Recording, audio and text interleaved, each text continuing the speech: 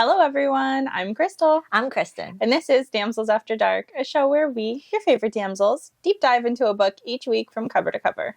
Every episode, we discuss a few chapters, giving a complete walkthrough while we rant, obsess, analyze all of it. This week, we are still covering our favorite fanfiction, Manacled, and we are covering chapters 66 to 70. This fanfiction is free to download, and as always, the link will be provided in the description below. This episode will contain spoilers, so if you don't want this book's secrets revealed to you, please come back and join us when you're ready. Without further ado, let's jump into it.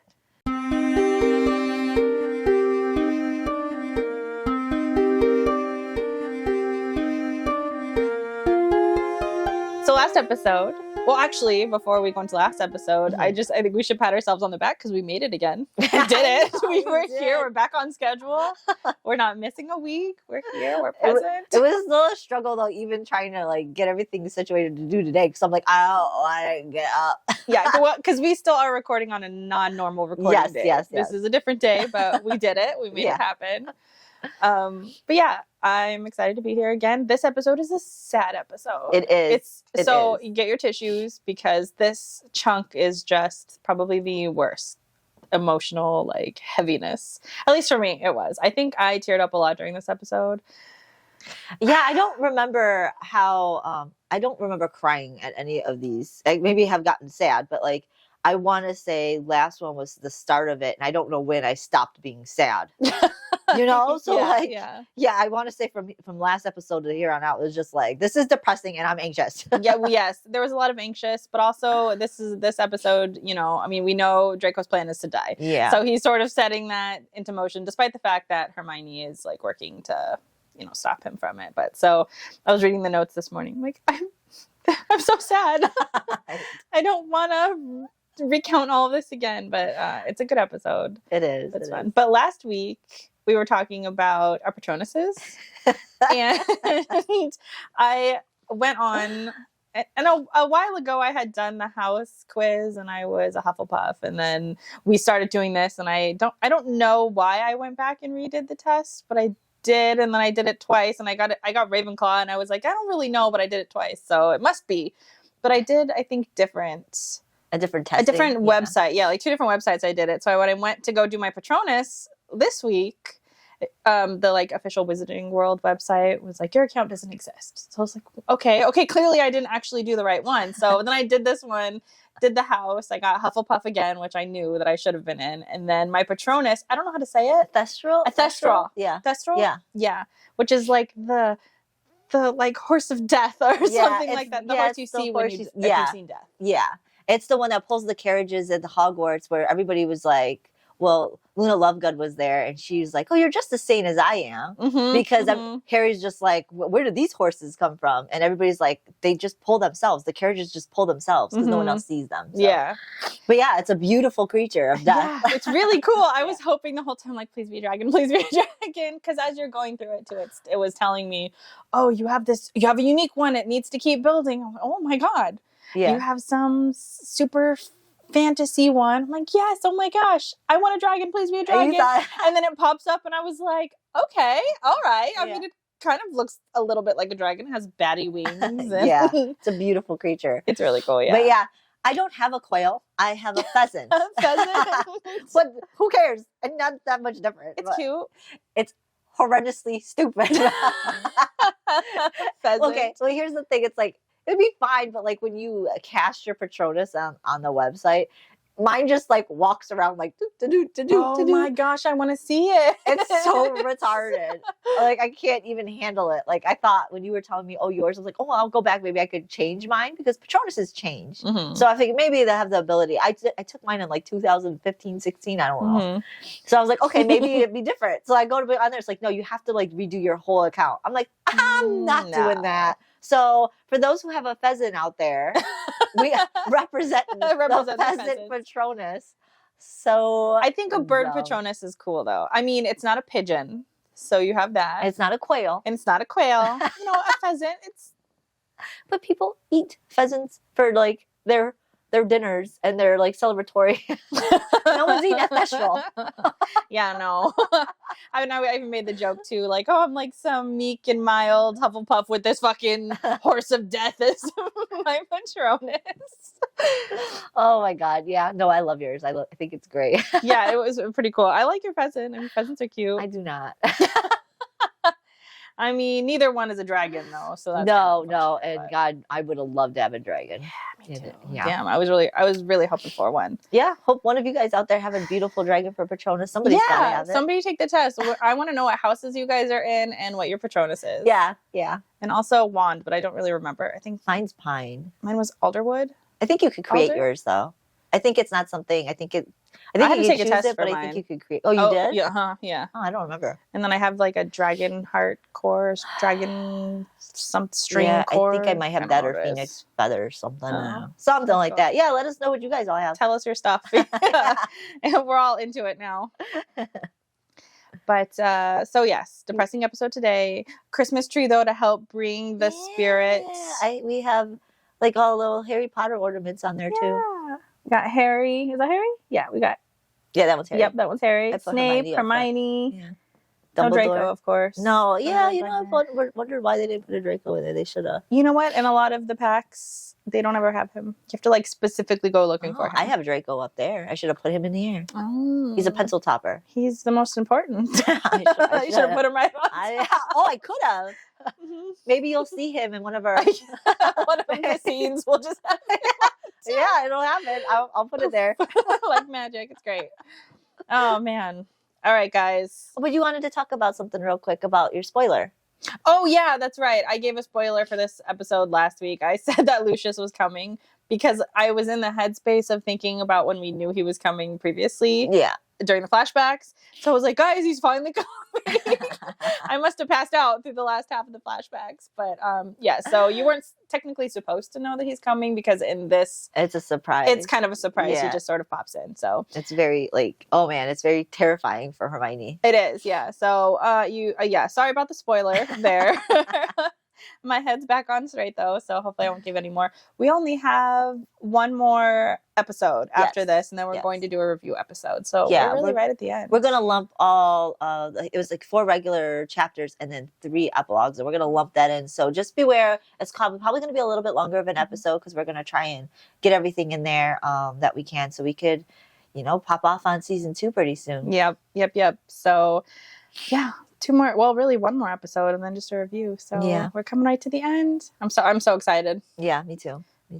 All right. Well, so we left off last episode with Hermione begging Draco to let her go in the library and research another way for them to essentially escape with him being alive. So she's trying to get the dark mark off is what she's planning on doing. And so that's where we left, where she promised that she would stop if she was getting seizures or when it was time to go. Yeah. And that's literally right where we ended. And then we come back in on chapter 66 with him sort of agreeing. And then he steps back and tries to keep her at arm's reach. And she's begging for him to stay. Yeah.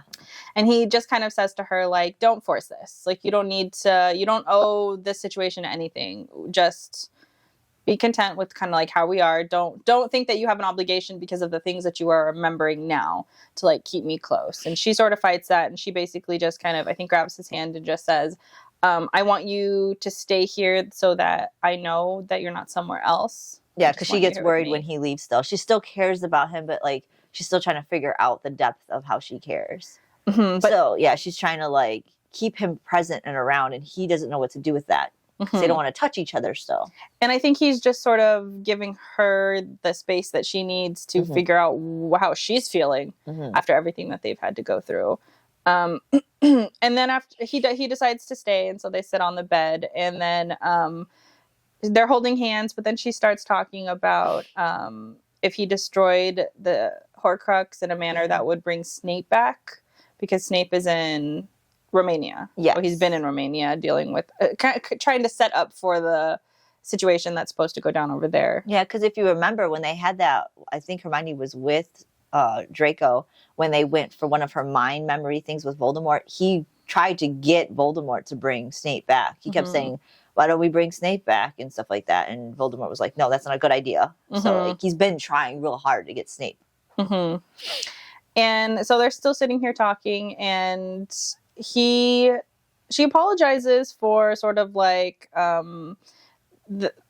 the stuff that he's had to go through to get here, like that having to plan and strategize all of this, and he sort of erupts and he gets really upset about her, and they go back and forth, and basically they have a conversation where he says to her that, well, she says that I wouldn't have done anything different, like I would have saved your life, and so that we could, I would have saved your life at any time, and he's like, you didn't, everything that you didn't even matter.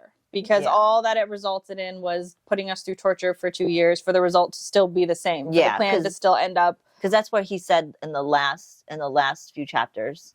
And so he's just reiterating it to her. Like, even though she still stands firm on what she believes, he's just like, no, don't you get it? Like, look at us where we're at.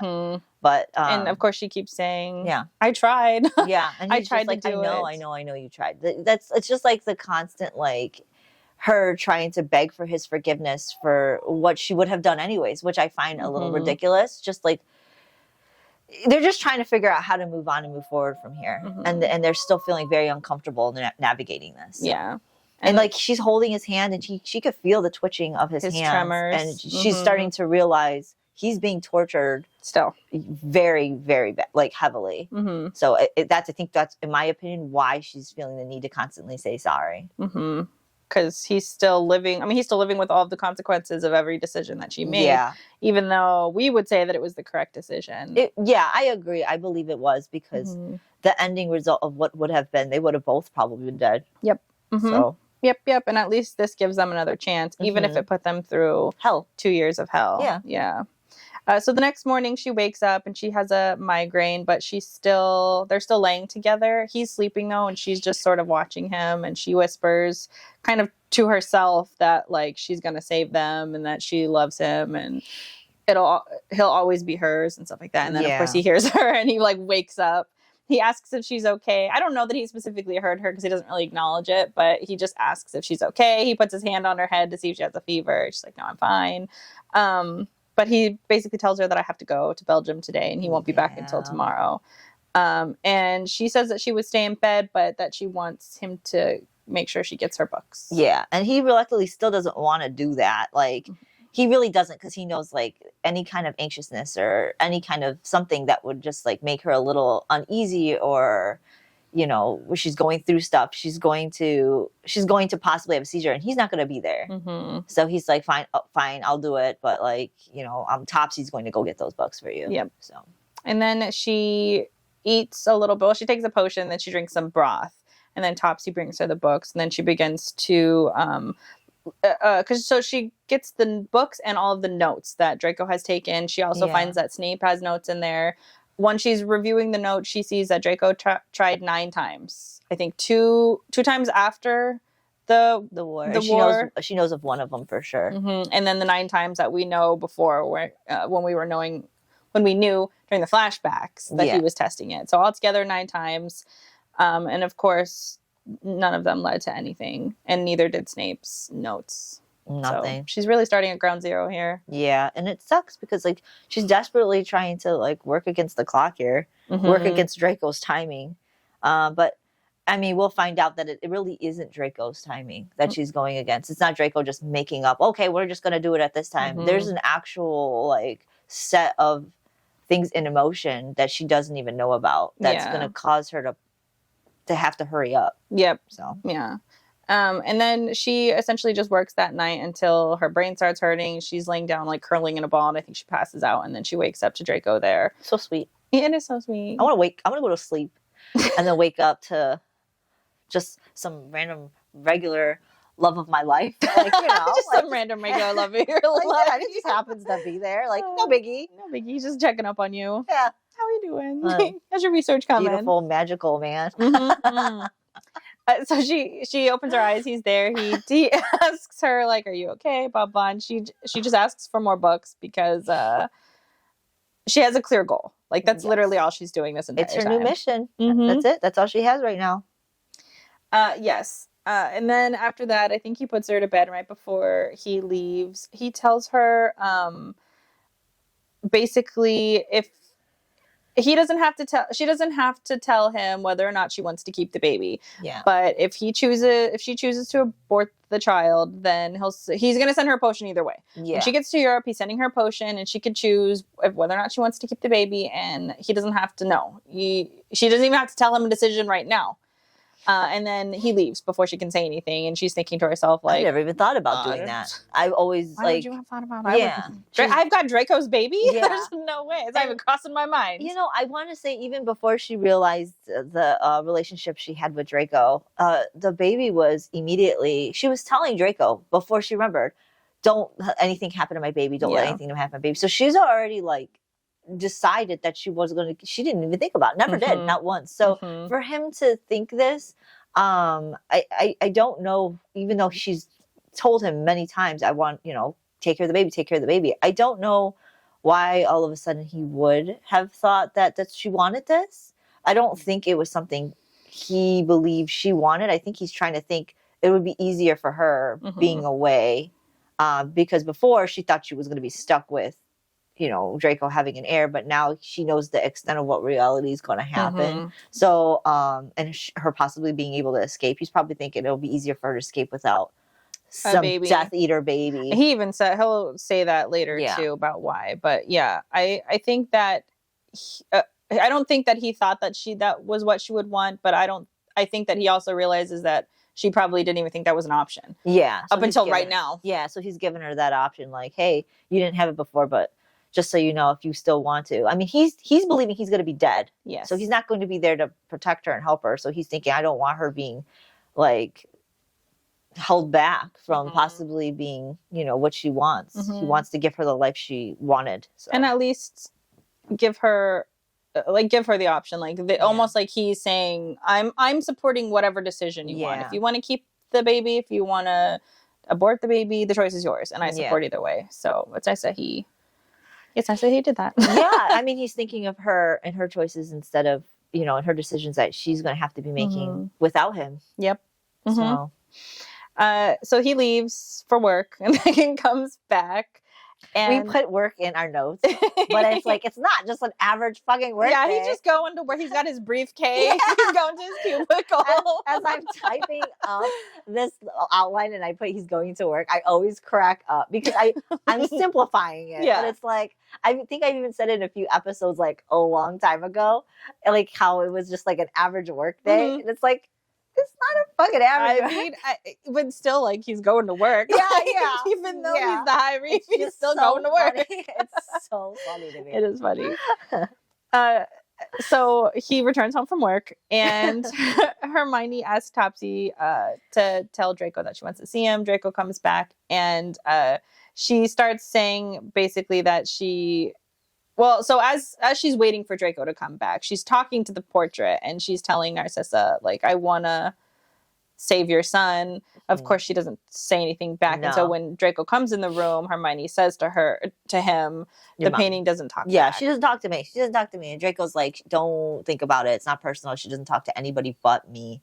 Ever since what happened, she was there pretty much. Does she say that? Yeah. This part that the portrait was in the same room as the drawing room when Narcissa was actually getting tortured. So she's like, the portrait is now like fucking scarred. Yeah. And trauma. And like, even though it's not a real person, I mean, it's still the essence of that person. And, and Draco said that Narcissa brought that portrait to this room, this wing, because this was Narcissa's wing. And she would they would pretty much just stand by each other and like just try to give each other support for what happened to both of them. Yep.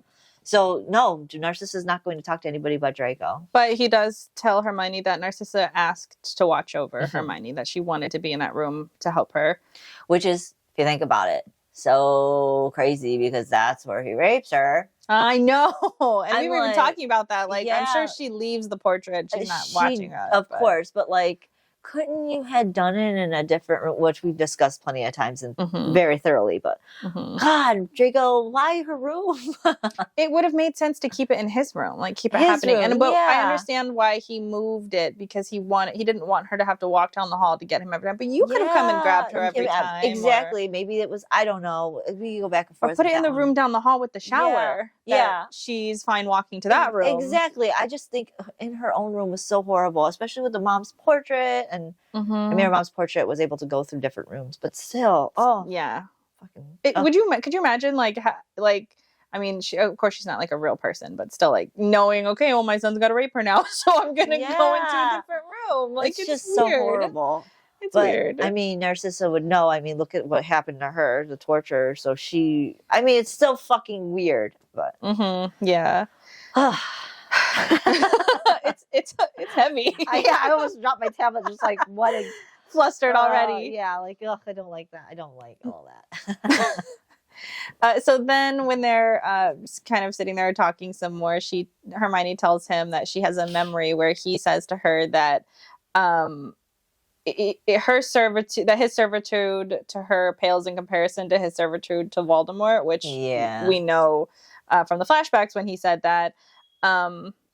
He's like distant in the room, and so she's like trying to get him closer, and then she says that she lets him know when he gets a little bit closer that she doesn't want to have the abortion, that she's going to keep the child, and she won't change her mind.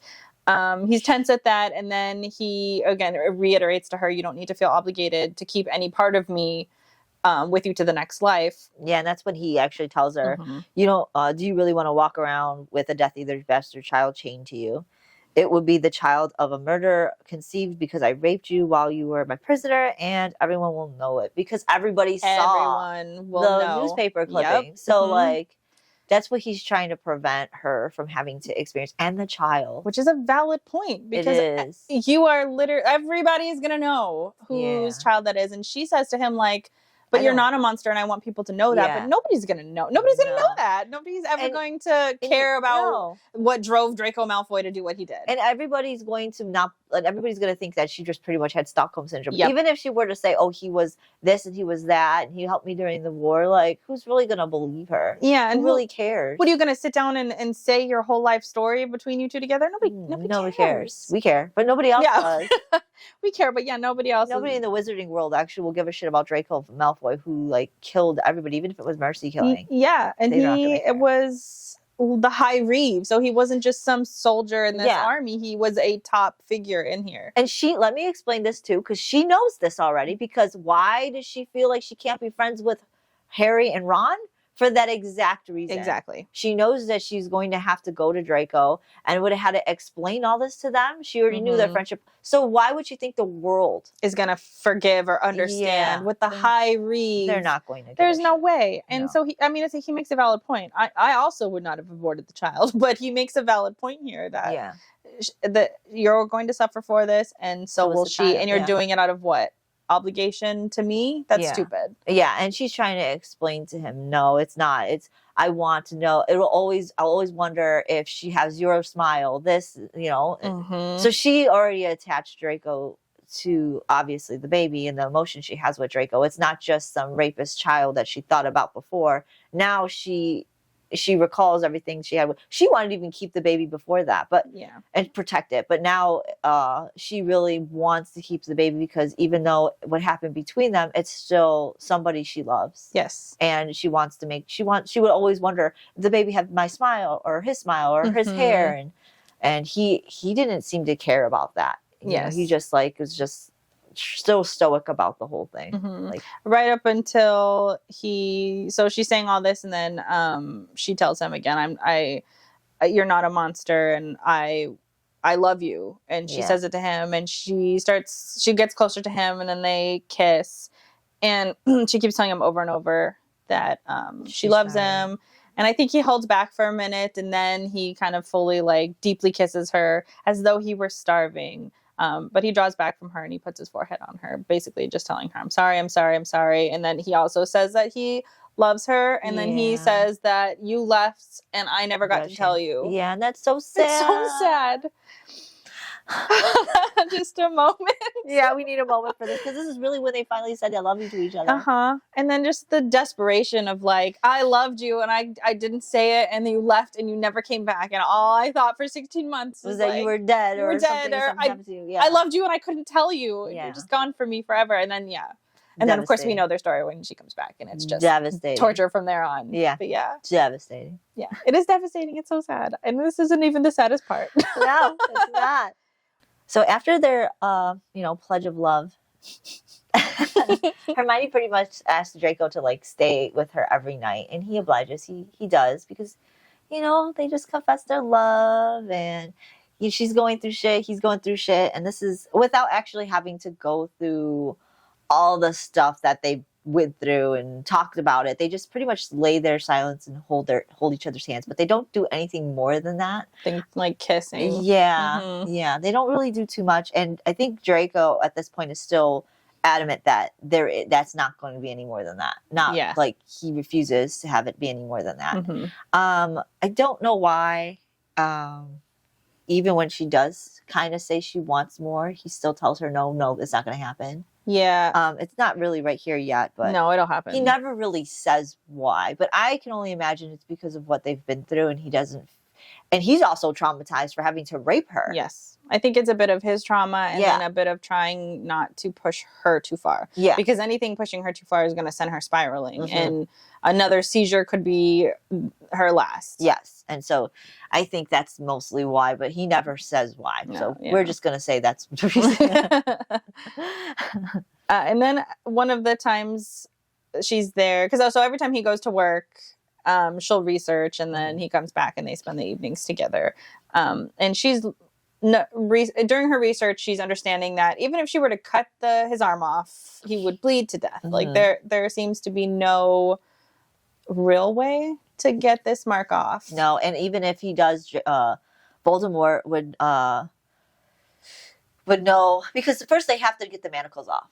So Hermione and Draco, or Hermione believes that Draco will not even try to do anything else prior to the manacles being taken off. So like the manacles have to come off, and then even after that, like how much time will they have to do whatever procedure they need to do with his dark mark? And I think Draco says that he estimates they have an hour. Yeah. They would have 1 hour from the time they took the manacles off to do whatever they need to know before Voldemort starts looking. But that's just an estimate. He says he could even know right away. Yeah.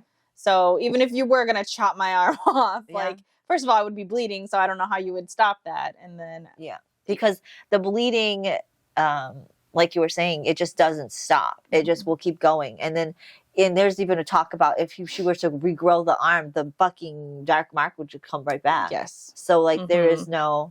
And then even if you did cut it off, like the constant bleeding that's going to happen, would we going to bandage that up and go on the run? That's what she's saying. Like, cut the get the manacles off. What are we going to do? We got to hurry up. We're going to have to cut your arm off and then perform major surgery or whatever, and patch it up for like wherever we gotta go.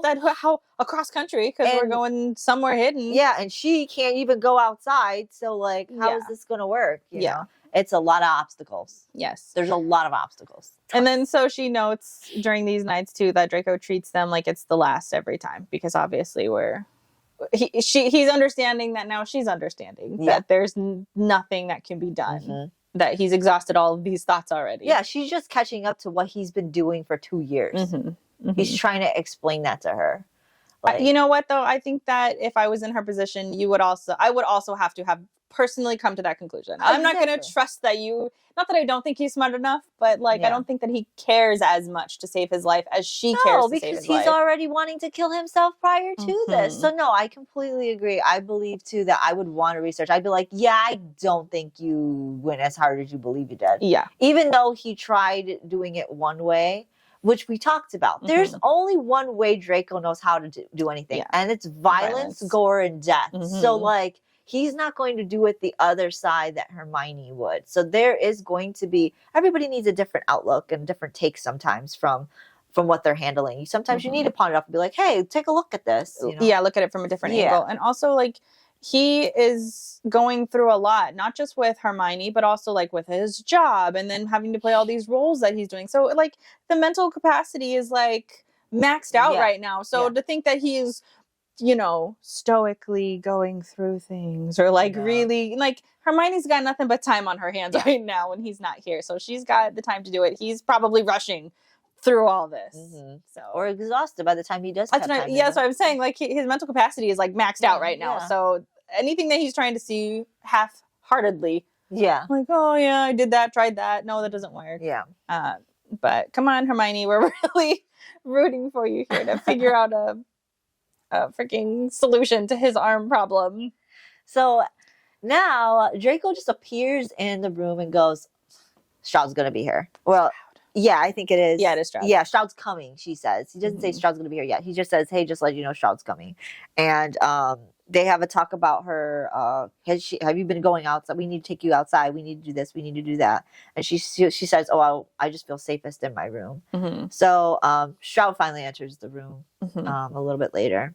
And she does diagnostic charms on her, and they look at the baby, the light of the baby, and they know that the baby's getting bigger. And Stroud states that the baby's healthy and that it's a female, which we didn't know. I think I think we kind of hinted towards it throughout the. I kept saying her, I think, a few times. That's funny.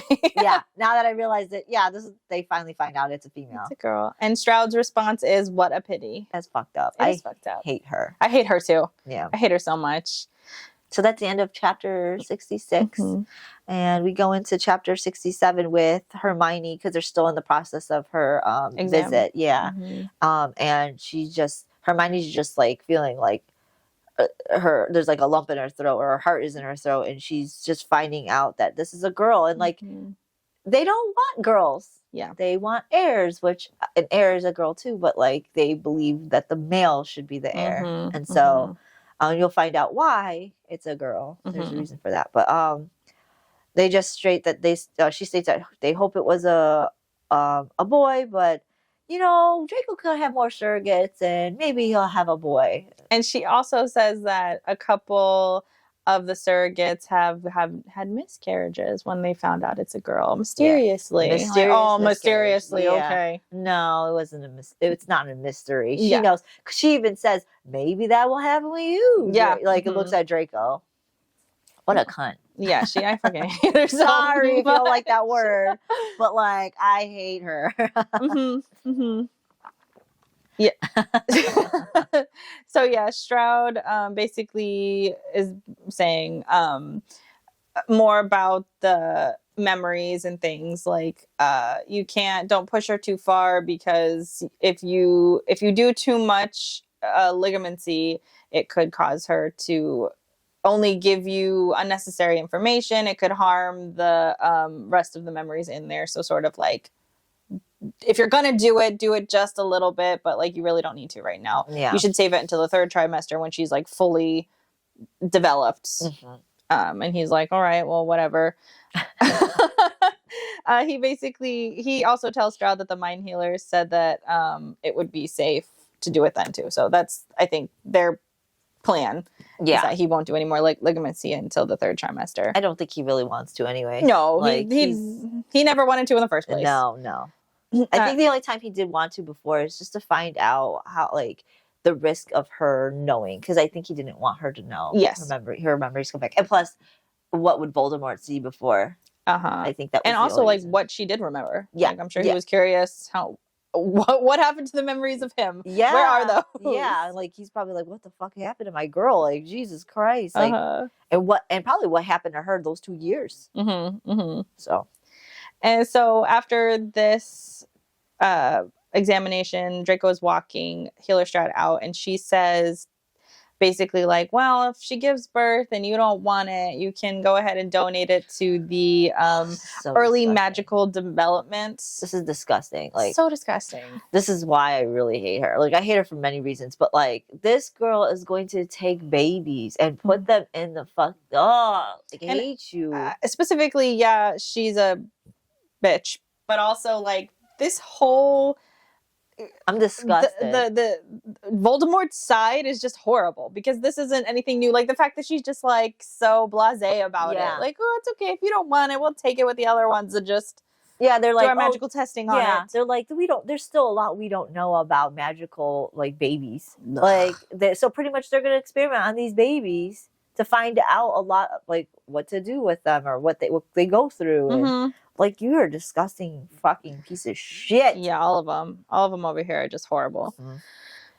And so Draco leaves, but he doesn't come back for another hour. And so during this time, she's doing some more research. And then when he does come back, she asks him if she's upset that it's a boy. And he says that it never mattered to him, but essentially he knew it was going to be a girl because there's an enchantment on their bloodline that a marriage bond is needed in order to produce an heir. Yeah. So it's to protect them from having like heirs from outside the marriage and fucking around with other people. And also Stroud doesn't know. Nobody really knows. Yeah. Only their bloodline knows. Yes. This is a very interesting thing to have done in this book. Yeah. Because it's not something that you read in the Harry Potter book. So it's like, yeah, it's pretty interesting that Sinlin, you did this. I like that they did that. It makes sense that you would, especially for the Malfoy family, since they're so proud. Anyways, it would make sense that they wouldn't want like bastard children running around. And then I think we already know that Astoria has a bloodline curse as well, and that's why she's not getting pregnant. So despite the fact that they were in a marriage bond, that's why they didn't have an heir because she has a family bloodline curse too. Yeah, I don't know what hers is. I can't remember. I don't remember what it is either. We just didn't give a fuck, to be honest. If you remember, let us know. Yeah, if you remember the specifics of her curse. Yeah. Yeah, I don't remember hers either. All I know is that she can't have a kid. Good. Yeah. Good. Yeah, right? Could you imagine? I wonder what he would have... Yeah. Probably, I mean, he already stalled. He stalled to get Hermione pregnant, so I'm sure he would have done the same shit to not get Astoria pregnant. Probably. I really believe he would have. Yeah. And like after he found out, Astoria said he never touched her after that. Well, yeah. Just didn't. This poor man. He had to screw Astoria. He had to like forcefully screw Hermione. Yeah. No wonder he doesn't want to be touching anybody right now. Nobody. I feel bad for. Agreed. I agree on that. Like, I don't want to have touch nobody or deal nothing with nobody. And the one person I do want to, she's like super fucked up right now. She's been traumatized. I'm not in the mood. Yeah, like none of this sounds sexual to me. Yeah, no, he's checked out physically. Kissing's fine. He can do some kissing, but that's all. Hand holding. Yeah.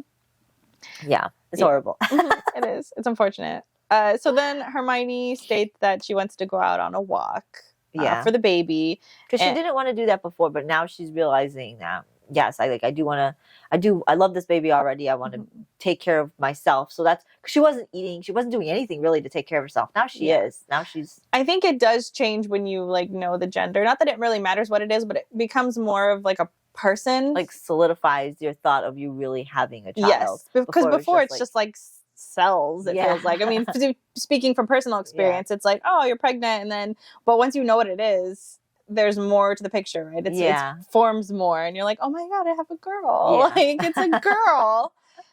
So that's what she's feeling now. Yeah, most times that's when you pick your name, because like some people pick names on both sides, but you really don't until you find out the gender. Then you're like, okay, now I really know this is what the baby's going to be, and then you start picking names, and then it's clothes, like, and thinking about what they're gonna look like, and all of that. Yeah, then it's real now. Yeah, and so I think that's what she's probably experiencing now too. And so now she wants to go on walks, and she wants to take care of herself and try to eat a little bit more. And this is so sweet because when she does go on her walks, because she told Draco that she wanted to talk to the baby about him, and that's probably the only person who is going to give a fuck about her, about their, about Draco. And Draco takes her on these walks, and he starts talking about, this is what I did this as a child. You see that tree over there? I climbed the tree over there, and Topsy had to get me down. I screamed for my mom for hours.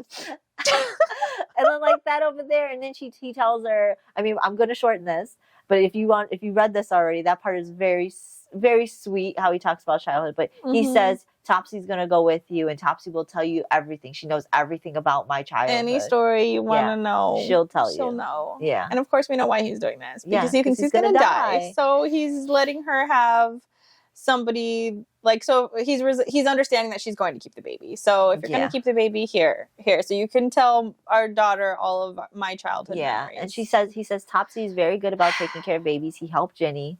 She helped Jenny with James, and when he passes away, he doesn't say that. He just says ownership of Topsy will transfer to her. And not just ownership of Topsy, but ownership of all that he's going to inherit. So the manor, all of everything, unless Lucius has another son. Yeah, and because the paperwork is actually going to transfer to their child. So he said Hermione or the kid. Yeah, if the baby wants it, he's going to send her with papers so the baby could, take over with paperwork and stuff like that. But ownership will transfer to Hermione. Can you imagine if he does? And Lucius is alive, and all of that stuff would transfer also to Astoria. Her. I guess Lucius couldn't be alive. He could still be he could still take over. He could still take over, yes, and also because the male is what they believe to be the heir. So even though Astoria is still the lady of the manor, it won't matter because Lucius is considered the actual male heir. Yeah. So like unless Lucius has a child, and that's a man. To Malfoy. Or I think to Draco. I think if it's Lucius has a child, regardless, it goes to because it goes through bloodline. Yes, and Astoria is Draco given. Died. Astoria was not given shit. So I would have loved to be in Astoria's shoes when both are dead and the manor and everything doesn't go to her and it goes to Hermione and everyone's like the mudblood. Yeah, the one who just like. The surrogate? Yeah. He gave all this shit to the surrogate? Can you? Oh my God, that shit would go crazy. Oh my God. I want that storyline. And I just need a glimpse of that. I want to know how that's about to go down. That would be hilarious. I would laugh at that. Damn. But yeah, so he's telling her all this. Astoria is still walking around. So like, that's kind of shitty. Yeah. Anyways, Hermione didn't know what to say to this. She's just like speechless. And of course I would be too. Yeah. But I think this is when Draco realizes that she's going through anxiety from everything he just tossed at her. Well, Draco, I don't know why you're shocked that she's freaking, like, her main goal, right? Her new mission is to keep your ass alive, and you're... Yeah. I mean, I get both points of view, right? Because in his mind, he's like, I've exhausted these resources. She's going to find out there's nothing else to do, and then the plan's going to go in X, so I need to set her up for this. But then also... You know that's like the last thing that she wants. And she's outside right now. And she's outside. Yeah. And then you're like giving her your childhood stories. And you're like doing all of this shit. And now you're going to get everything. Like, what? When I die, I've set you up. Like, I get both sides. But also, like, don't be surprised when she has a panic attack. Because this is exactly what she's trying to avoid. Yeah. And so I don't know how you think she's going to survive once you die. I don't know. Well, he's hoping she's with Ginny. And they can take care of each other. Yeah. And of course, Topsy's going to be there. Guessing creature, too. Anyways. Draco sees that she's fucking having panic issues and he has to carry her to her room. And they just lay there. He's trying to like calm her down and shit like that. And Hermione starts kissing up on him. And Hermione tries to like move her hand down him, like alongside him. And he just like, what are you doing? Stop. What are you doing? Like, what is going on right now? Stop. And she just says she wants to try and have sex. And he says, and he goes, that's not happening. Nope, that's not happening. That would hurt my pride a little bit. I would be a little upset at that. What do you mean that's not happening? Yeah, he gets like, the way he says it too, he's like, what are you doing? Stop. This isn't happening. Like, it's like that kind of a thing. So it is kind of like, my pride. Yeah, I would be licking some wounds after this because that would have hurt me. She basically says too that she doesn't want the last time that they have sex to be when it was him forcing himself on her. She wants to create a new memory to sort of replace this. And she also admits that she can't remember having sex anytime before too. So this is literally her only memory. Yes, that's so fucking crappy to think about. She knows they did stuff. She can recall, but she doesn't remember what it feels like and what it was like and how they were together.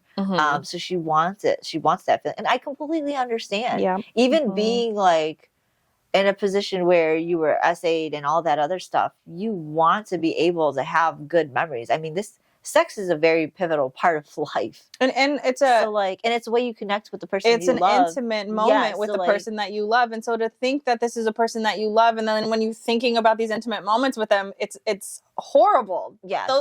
And the fact that he's already resigned to like leaving, it's like you sort of have this obligation to also do this for her as well, because you can't leave her like this. No. And also, her last SA session was not just Draco. She was SA'd by fucking Graham. So like, this poor girl.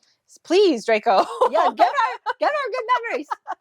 Give her some real intimacy. Yeah. This also registers for him too, because then he starts kissing her a little bit deeper, and his touch is lingering a little bit more. Yeah, every time now. Like every time that they're touching, kissing, it's becoming increasingly more emotionally invested, and like the connection. Yeah, I think he's kind of understanding that he has to also work up to break down whatever wall he's got posted up to, so they can get back to where they were on their like level of love and respect. And I mean, because you guys already just proclaimed that you love each other, so like you have to, like, if you want to leave her happy, you have to do more than just give her your inheritance. Like, you need to actually bring her back, bring you both back. She doesn't even want that. She doesn't even want that. But you have to bring you both back to as close to where you were before as you could before you leave. Like, you just can't leave all of this undone and unsaid.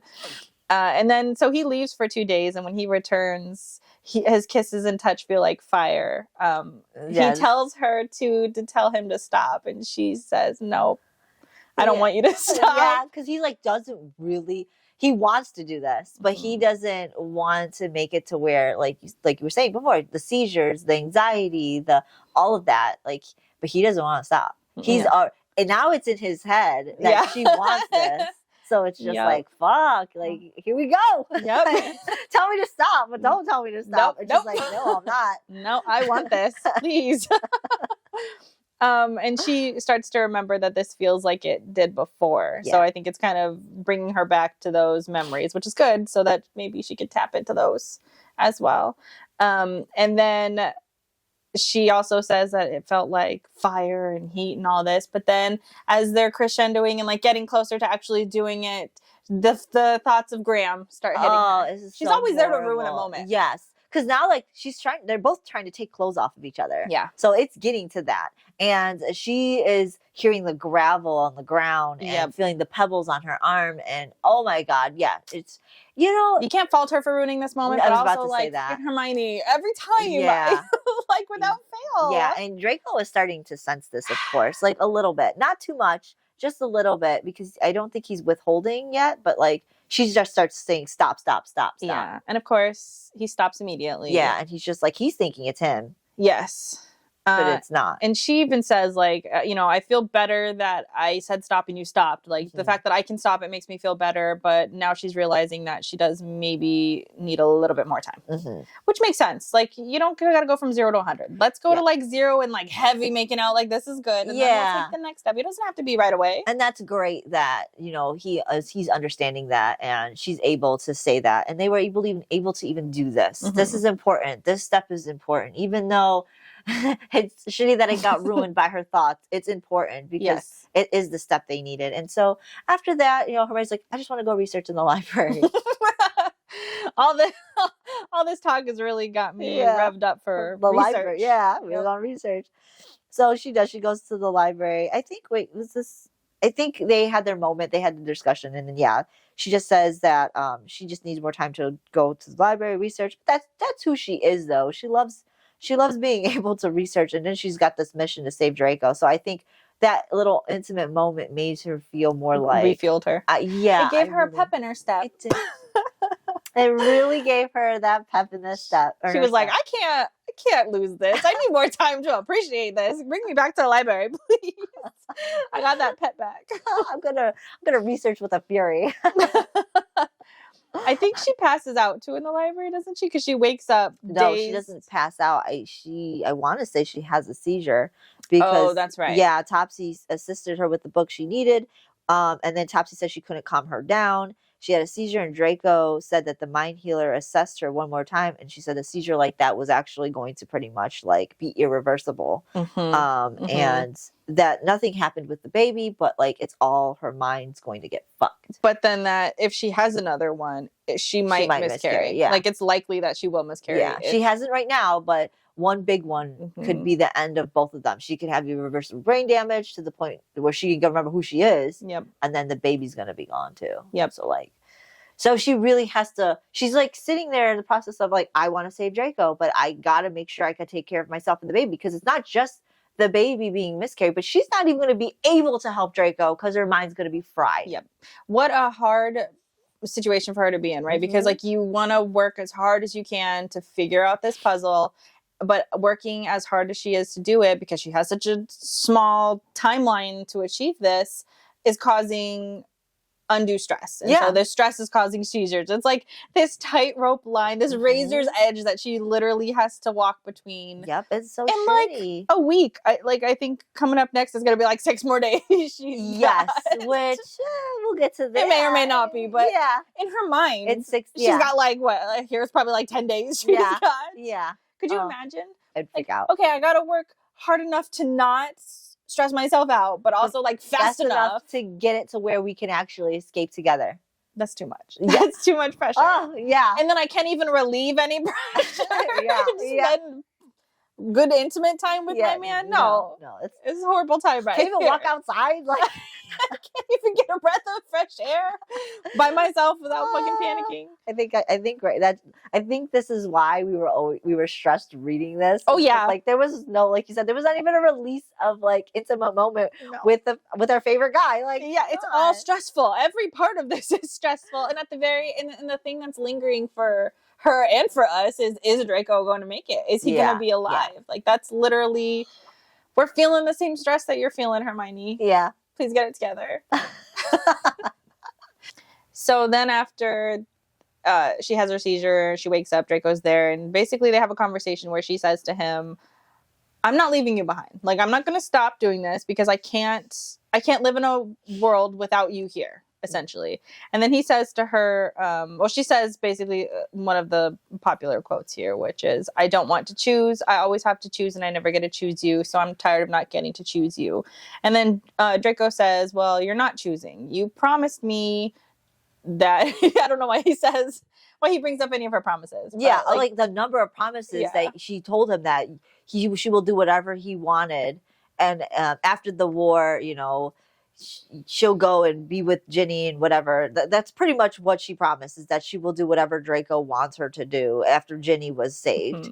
And Ginny, she promised Potter that she would be with Ginny and take care of James and Ginny. So like she making all these promises, but she don't keep them. No. And like, you didn't choose to not take me with you. You just made promises to me and to Ginny. So therefore you have to, it's not a choice. It's a promise that you already made. Yeah. And he also does say to her, like, essentially, you're the worst promise keeper I've ever met. I love that. Is that? Yeah, I think that is. I've never known anyone as bad at keeping promises as you. Yeah. You are quite possibly the worst promise keeper I've ever met. I love that. That she picks and chooses the promises based on what she wants to do.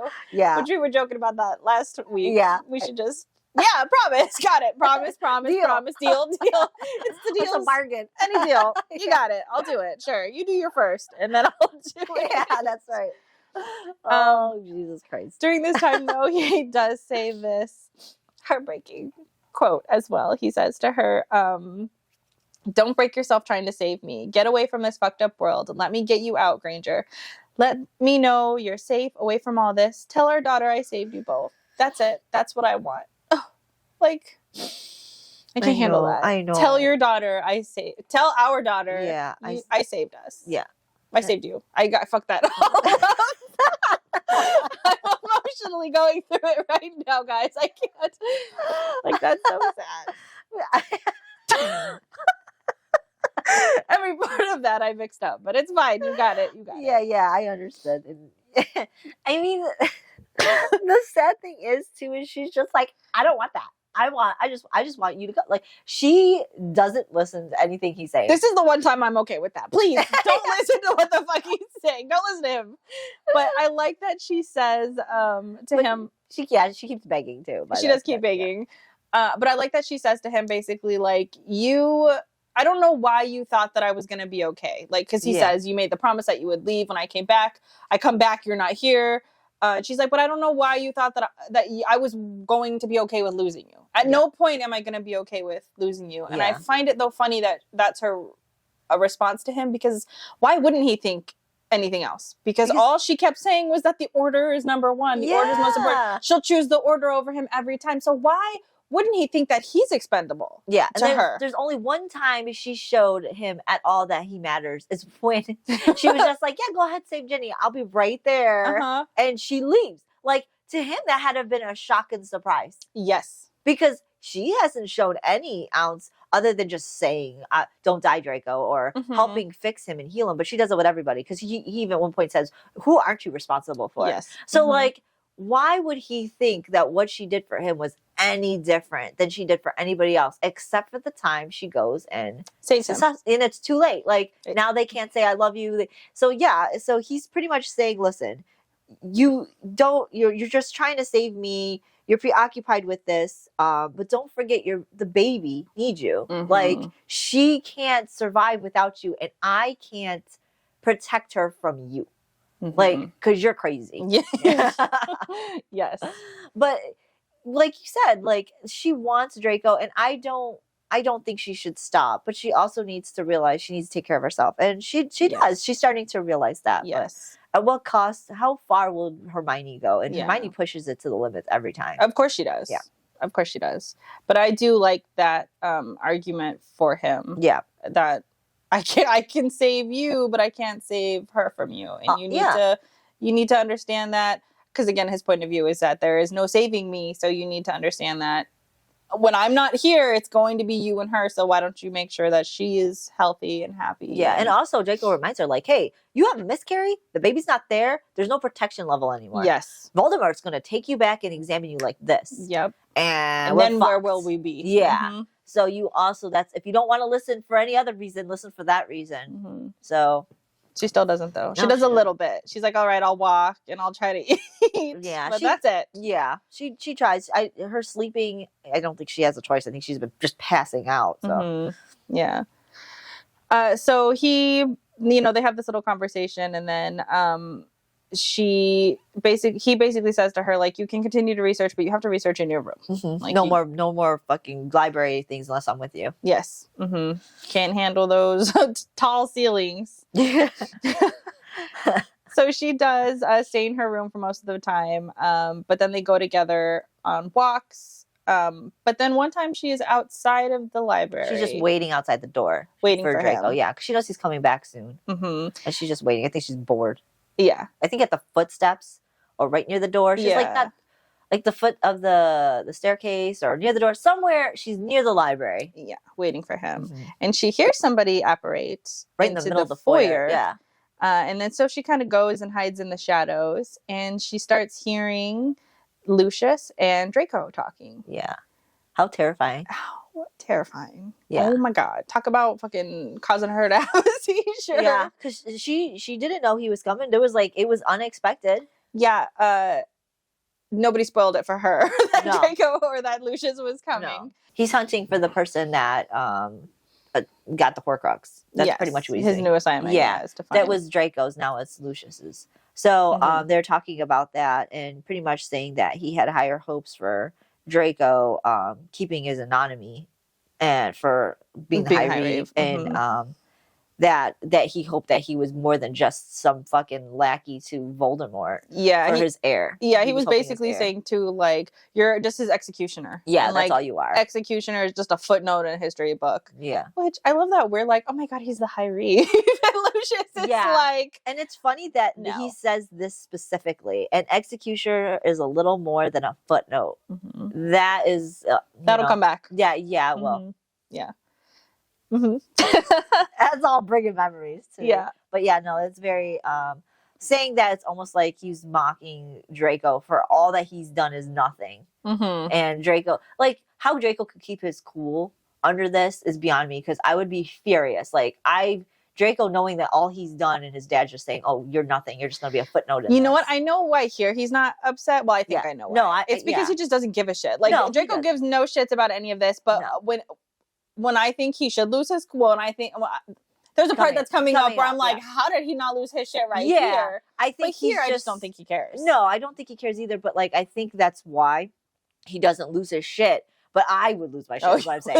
I know why he doesn't lose his shit, but I would lose my shit just having to. I would fucking be furious with everybody surrounding me being a piece of shit. I would go fucking crazy. But it's like he's so used to it. He was raised this way. I mean, and to a degree, when everybody goes through their childhood trauma and they deal with so much shit for a certain reason, but he's doing it because he's trying not to blow his cover. He's trying to keep straight, and his ultimate goal is to get Hermione out safely. So yeah, I mean, and then he's got the runes on. He's probably even happy, like, please put me as a fucking footnote. Yeah, like, I don't fucking care. No, but like the idea of it, I'm furious for him because he's done so much, and people treat him like he's just done nothing, even though he's sacrificed every bit of himself. Yes, it's like, fuck, man. Even but also, like, you don't want it, because in his dad's point of view, the history book is that they're gonna that they won, and that they're the great side that's going to prevail. So it's almost better that he is, because Draco doesn't want to be remembered for being a fucking Death Eater. No, so I don't think he even cares to be remembered. No, not at all. No. But the only reason why, which you already know, the only reason why he even gave up his anonymity, because he didn't care. The only reason why he did now is because of the ending. Didn't want to get replaced. Yeah, he didn't want to get replaced, and the downfall shows it's spiraling. The army is spiraling. Yep. So that's the only reason why he doesn't care for any of that. But yeah, they have Hermione made a noise in the floorboard as they're talking, and Lucius stops talking, and he starts walking over to where Hermione is, and she froze because she could hear Lucius asking Draco, "Is someone here? Is someone there?" And so, like, that is the end of chapter 67. God damn it, her making noise. Yeah. She's such a squeaky little mouse. She is such a squeaky, the loudest mouse. Yeah. I wouldn't have moved. Like, I wouldn't have breathed. I think she may have been trying to retreat. Move back to the shadows or something. Yeah, something like that. Or she could have even just been staying still, and for some reason one foot just got a little bit more heavier than the other, and just balancing, and then only Hermione. Yeah. So the next chapter 68, of course he finds her. He walks over there and sees her, and Draco appears right beside him, and of course he sees Hermione. I'm like, oh yeah, I have a surrogate, obviously, like, Yeah, it's all in the papers, and he's just like, oh yeah, I totally forgot about that. So he gives him shit. He just gives him shit. Yeah, he does, and he's just kind of saying like, how he says something gross here, like, are you enjoying the mudblood? Oh yeah, this is disgusting, because he's like, let me see the assets she has. Yep, it must be a novelty since she's forbidden. Yeah. And then he's also kind of saying like, this, I want to see what's going on here, like what has my son's attention, because his wife is in France and he keeps coming back here, so let me see. Yeah. And he like pops a button off of like 2 buttons off of her blouse, and then he like puts his his hand on her throat. But he's not squeezing, he's just got her in place, like, to keep her still. And, this is so disgusting. He can look in her face, and he like sees her reaction. I think she's like looking at Draco. Yeah. And he goes, why Draco? She's attached to you. And then he's just like gloating about it and smirking, Draco's gloating and smirking, kind of putting back on the show. Yes. Because he was furious when his dad was like popping buttons off. Yeah. And then once Lucius said that, he came back into his role, and he was just like, oh yeah, she really is. Yeah. Oh yeah, she wants me. And then he grabs Hermione back to him and says, she's not to be touched, and the Dark Lord wants her in pristine condition, and so you won't take kind to what you're doing, and just like, come on, Mudblood, let's go. Then takes her back up to the rooms. Yeah. And then when they're back up there, apologizes. Like, right short between her room, like right in between. Yeah. Like, I didn't know he was coming. He literally just popped back in because of his new mission. I think he's going to be here for a while. Yeah. And she also tells her that she doesn't have to worry, because he's going to put wards on that area, so that way he can't access that's so funny to me. We'll get to that later too. Like how the words are for Lucius is so funny because you can't stop him from accessing parts of his own manner. So he has to be able to word it in a different sense from other people, and it's pretty fucking hilarious to me. It's funny. He also says to like, I'm gonna kill him if he fucking touches you like that again. Yeah. Which is, so romantic. And then he also says like, I'll just tell Voldemort that he snapped and I had to kill him and there was no choice. There's nothing else. He'll believe me, I'm sure. So yeah. The memories are going to be there to prove it. It's crazy. Yeah. But yeah, he's like, I can't sit here and be seen talking to you for much longer. I still have to play my role, so I'm going to have to go. And he tells her pretty much that this isn't going to be something we're going to be able to do. Like, I'm not going to be able to continuously spend time with you while he's here. Yeah. He's got to put on that show. And then he tells her right here that he got reassigned. Yeah, this is where he tells her. And that, again, they have to do everything back to normal because he's going to see, Voldemort's going to see everything that Lucius is going to see. So yeah, so they have to put on the show. They have to be performing Lucius again. Eyes. Yeah. So like no touching, walking through I think she says that, but like just so you know, like there's no touching, there's no hugging, kissing, and like randomly throughout the manor anymore. It's going to have to be in her room or behind closed doors. Which is fine because she can't really go out anywhere. No, she just wants to be in her room. So it's like back to normal. Yeah. Business as usual. Yeah. Okay. So Topsy comes into her room later and she noticed that Topsy was bruised and cut up. And fucking Hermione's like, what is going on? What happened? And Topsy said, Master doesn't like what's going on with the house. So the South Wing was redecorated. Yeah. And I think that was Astoria. That was Astoria. So it's like, what? Like, so Topsy had to iron her hands 1 minute each and strike herself with a coal bucket. And Topsy's like, it's okay, I'm used to it. She never likes elves, and and then I think Hermione says, well, why don't you cure yourself? There's potions or whatever. And Topsy's like, I can't because then he'll just make me do it some more. Yeah. And if you recall in the books and in the movies with oh my God, how can I forget his name? Dobby. Yeah, like the whole thing with Dobby, you saw that in the movies and in the books too. It's like he was not good to his elves. He's just fucking shitty to his elves. So what makes you think he'd be any better than any of the other ones? Yep. Sad. So later that night, Draco does come to her room and he holds her face and he studies it. And she says it was like he used to do during the war.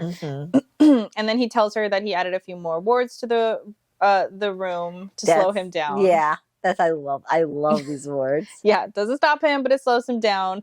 He says that he had to use blood magic so in order. He's depleted right now. Like blood magic takes a lot. And he's just like exhausted because I think he gets in there and just like plops down because he's so exhausted. And then Hermione yells for Topsy to bring him some potions to get him all healed up.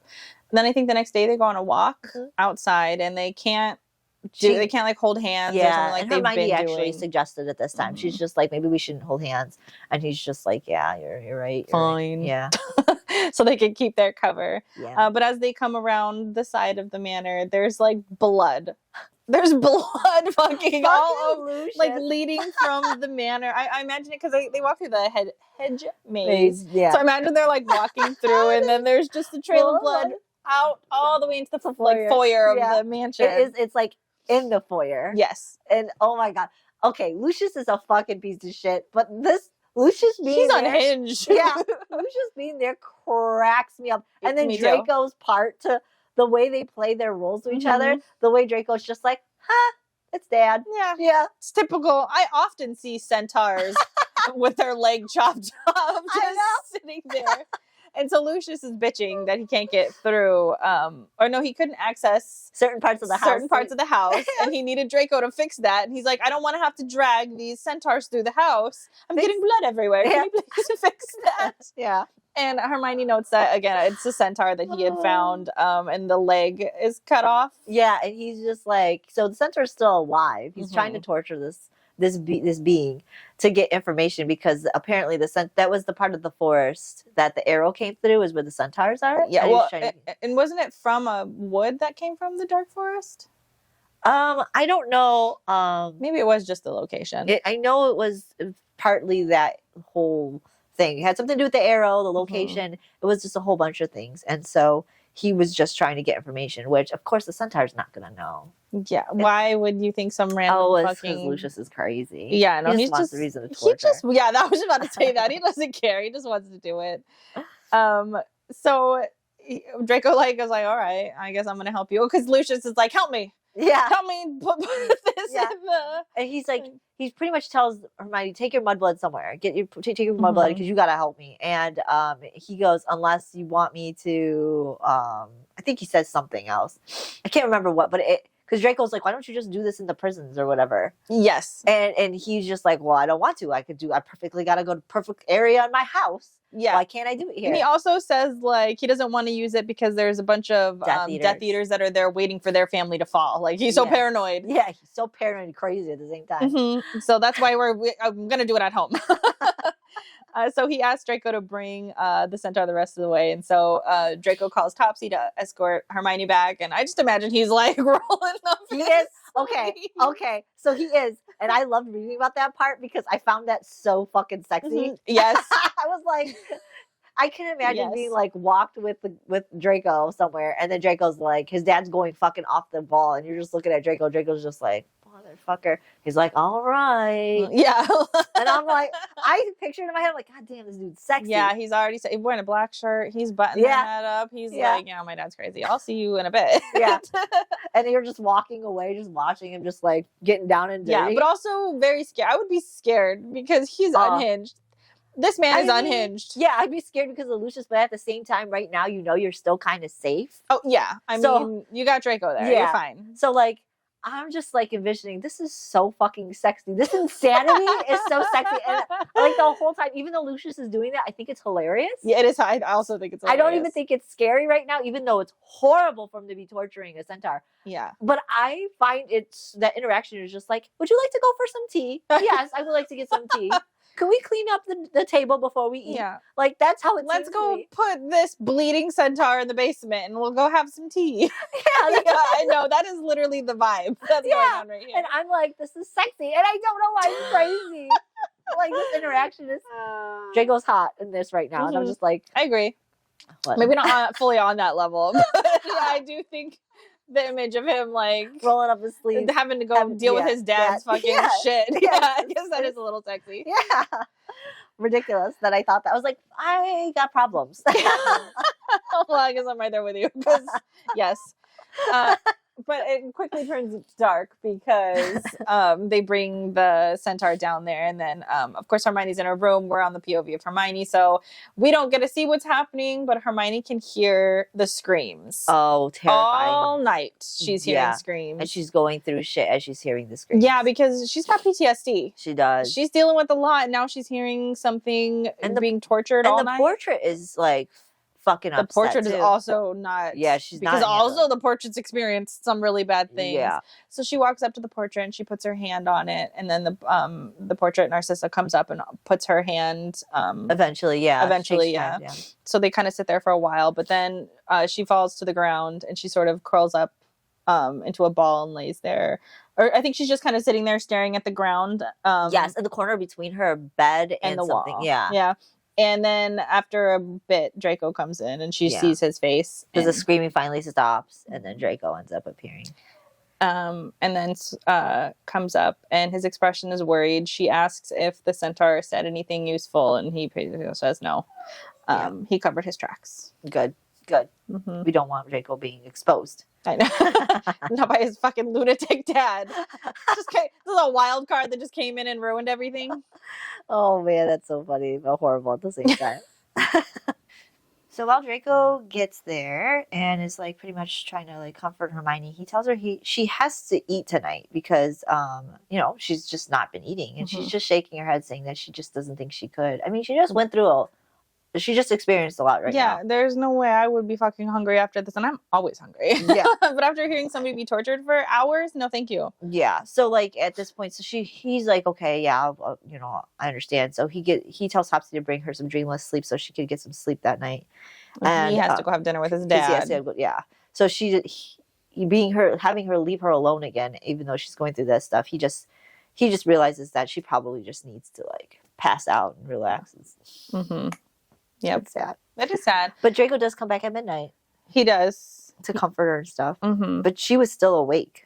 Yes. She was still awake. Yeah, I don't think that I could have slept even. I mean, but she took a potion.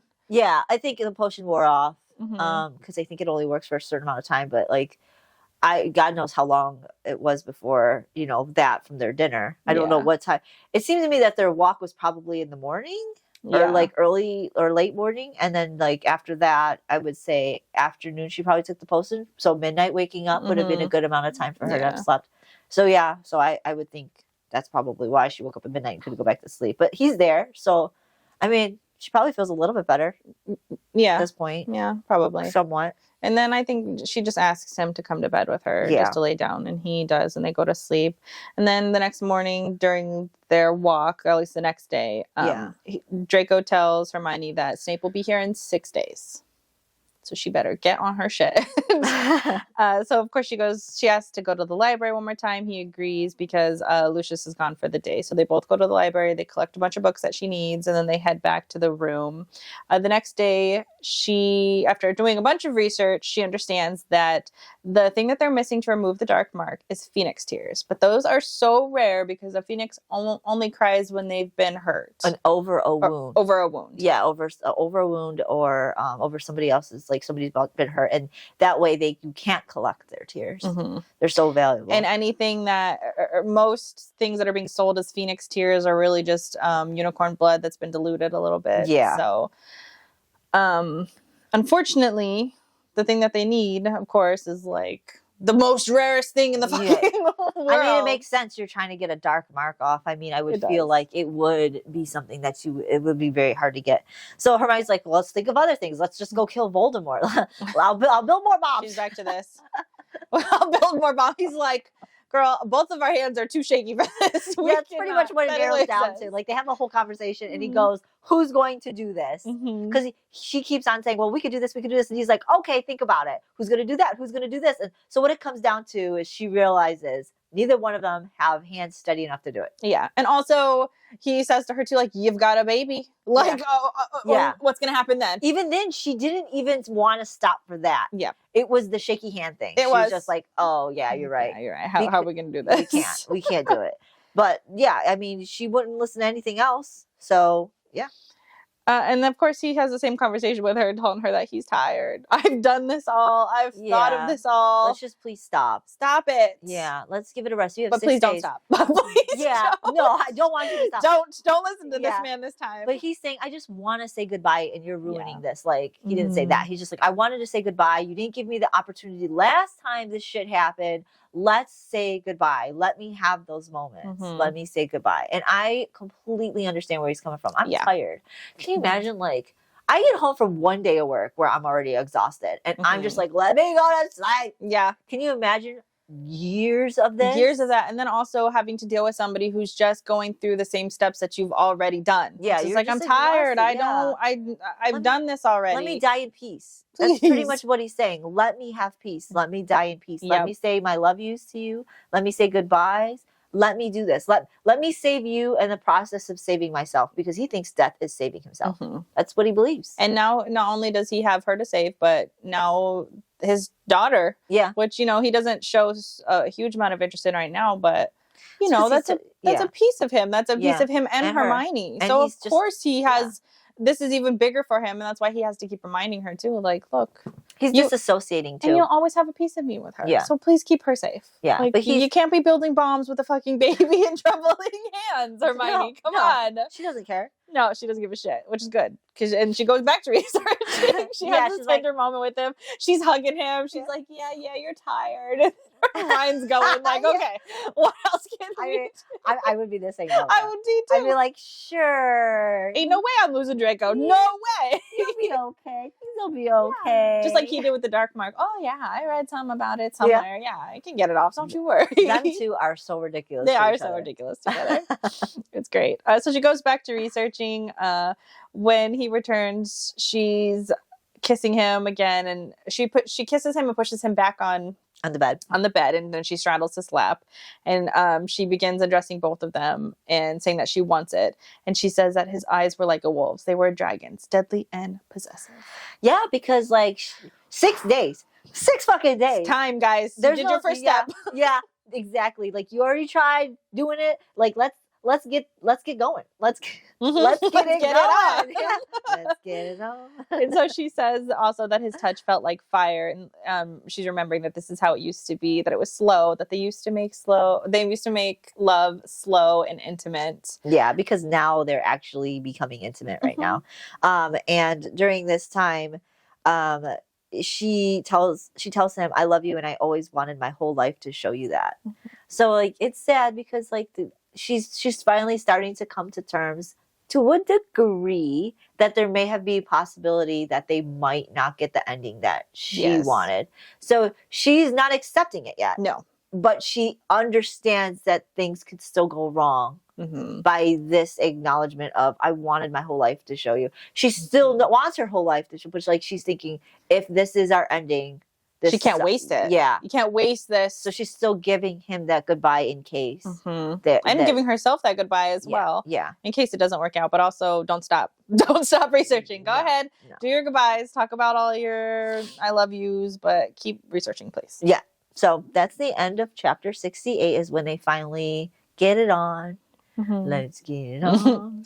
Finally. And it's not gross or no, it was very sad. She had moments where she thought about the whole, but she pushed it aside. Yes. She pushed it aside like she should, because you know you want to be able to move past it, and the only way you can move past it is sometimes pushing it aside, so that way you can move forward. And being able to have had the panic with him the first time and tell him to stop gives her the security that she can. Like it's not something that she can't stop. This is a different experience. So I think she was able to keep kind of I'm in control here. I can stop this whenever, but I don't want to stop it. I want it. Exactly. Those fears that she had are unwarranted here because she knows now. So like even though they pop back up, she knows she's still safe and she could push them aside.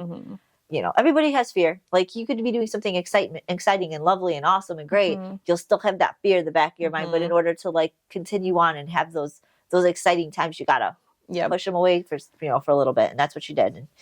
And she was able to have their moment together. So but of course the anxiety is there. It comes right back. And it's even more next chapter. It's even worse, because we got 6 days. We're on now we know what the timeline, which is 6 days. And she's like having so much anxiety knowing Snape is arriving. And so there's a deadline. There's that fucking deadline. And so she just wished that she could get her occlumency in check, because that way she could focus, because she can't focus right now. So much things are running through her head that she can't focus, and she just wants to be able to focus on her research, be able to tell Draco what she wants to say and everything. But every time she tries to do it, she just fucking can't. So like there's a whole thing of emotion that she's going through, and she just can't keep them in check. She's going through these waves of emotion where she's sobbing and crying to him one day, and then other days where she's screaming and yelling at him because she's upset about how resigned he is to all of this. And he's sort of just letting her. He's just letting her do it, and he just sits there and lets her do it. And she's come to realize that he's doing this obviously on purpose, because if she's directing her anger at him, then she's not being self-destructive. She's not doing things that are going to harm her, and then it's a good outlet for her. And also, it'd be easier for her to leave him if she's angry. If she's angry at him, but like that's not going to work. That's not going to work, Draco. She's going through because she's not really angry at you. She's going through the 7 stages of grief. Yeah. Just like all at once. Yeah. So he's just kind of taking it, but then she's upset about everything, and so she begins to cry again. And it sucks though, because her mind is still kind of trapped with all of the trauma still up front. So not only can she not occlude, she also is just constantly just in this emotional state. So it's got to make things just hard. So like your brain is trapped in this emotional traumatic state. Plus you've got traumatic shit going on. Now you've got 6 days, and it's just like, it's a lot. It's a lot for her. It's a lot for us. Yeah, and she's still having to research and think straight while she's doing all this. I don't know. Yeah, she can't walk outside. Yeah, she can't do anything to like relieve some of this growing pressure. Yeah, so that's why we're like saying that the anxiety from after she got back from her flashback, all on, it's just like it's intense. Yeah, we're there with her, right with her. Intense. So she's starting to realize that Draco has an unusual amount of downtime to spend with her since Lucius is now there. and doing his role as the hunter of the Horcrux killer. Wait till he found out who the Horcrux killer was. I know. So he's been also it's the anniversary of the Battle of Horcrux. So he's Hogwarts. The Battle of the Horcrux. Killing each other. But yeah, no. So like he's having more time with Hermione, and I want to say, yeah, Hermione is just like pouring herself into him. So I'm guessing they're having multiple sessions of lovemaking. It doesn't say. It just says she pours herself into him. And oh yeah, this is making love several times. There you go. I mean, I just assumed, but yeah, it's right there. There we go. What else would you be doing with him in his final days? Yeah, I would. 6 days? That'd be like 4 times a day. Yeah. Oh yeah. Shitty if it would be on your period though. But she's pregnant. Yeah. So like, but it would be. She's good to go. Been pregnant. Yeah. Shitty if you were. We're doing. We're all used to being in blood. It's I know at this point. There's blood in the foyer. Yeah, Might as well be blood in the room. Yeah. There's blood all over both y'all's hands. It's totally fine. But that would still suck. Yeah, it would. But like one of those times when they had their moments laying together, Hermione takes Draco's hand and puts it on her belly and pretty much is like, oh, you could feel her. She's going to get so big. She's getting so big and she's going to start moving and kicking around more often. And, you know, that's kind of... He's like stiff and like... Yeah, feel it. He's trying not to associate with the whole pregnancy right now because then it would put him in this situation where he's going to have to feel like what you don't want to care for this baby. Yeah, what like Harry did. Yes. Like, Harry did the same thing. It's like they almost go in a defensive mode to where they're not attaching themselves to the child so that they could do better for the child. So that they can do what they need to do. Because it's going to be way more harder when you're like attached to this baby. And you know your family. That's your family. And now you're going to have to leave your family. It's almost like he's trying to shut himself off. Yes. So. But like she's in a position too, like, well, I'm not fully accepting that. And also like, I want you to care a little bit about the baby. So yeah. You know, again, it's weird because...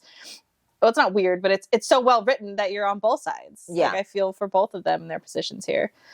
But then during one of their walks, he walks her to the stables where the winged horses are. And she says that she doesn't know about the horses. But then he reminds her that she used to come here all the time. But because they sort of deduce that because of her seizures, she's losing some of the memories that she had before her flashbacks. Sorry. Draco was like, I don't think it's only that though.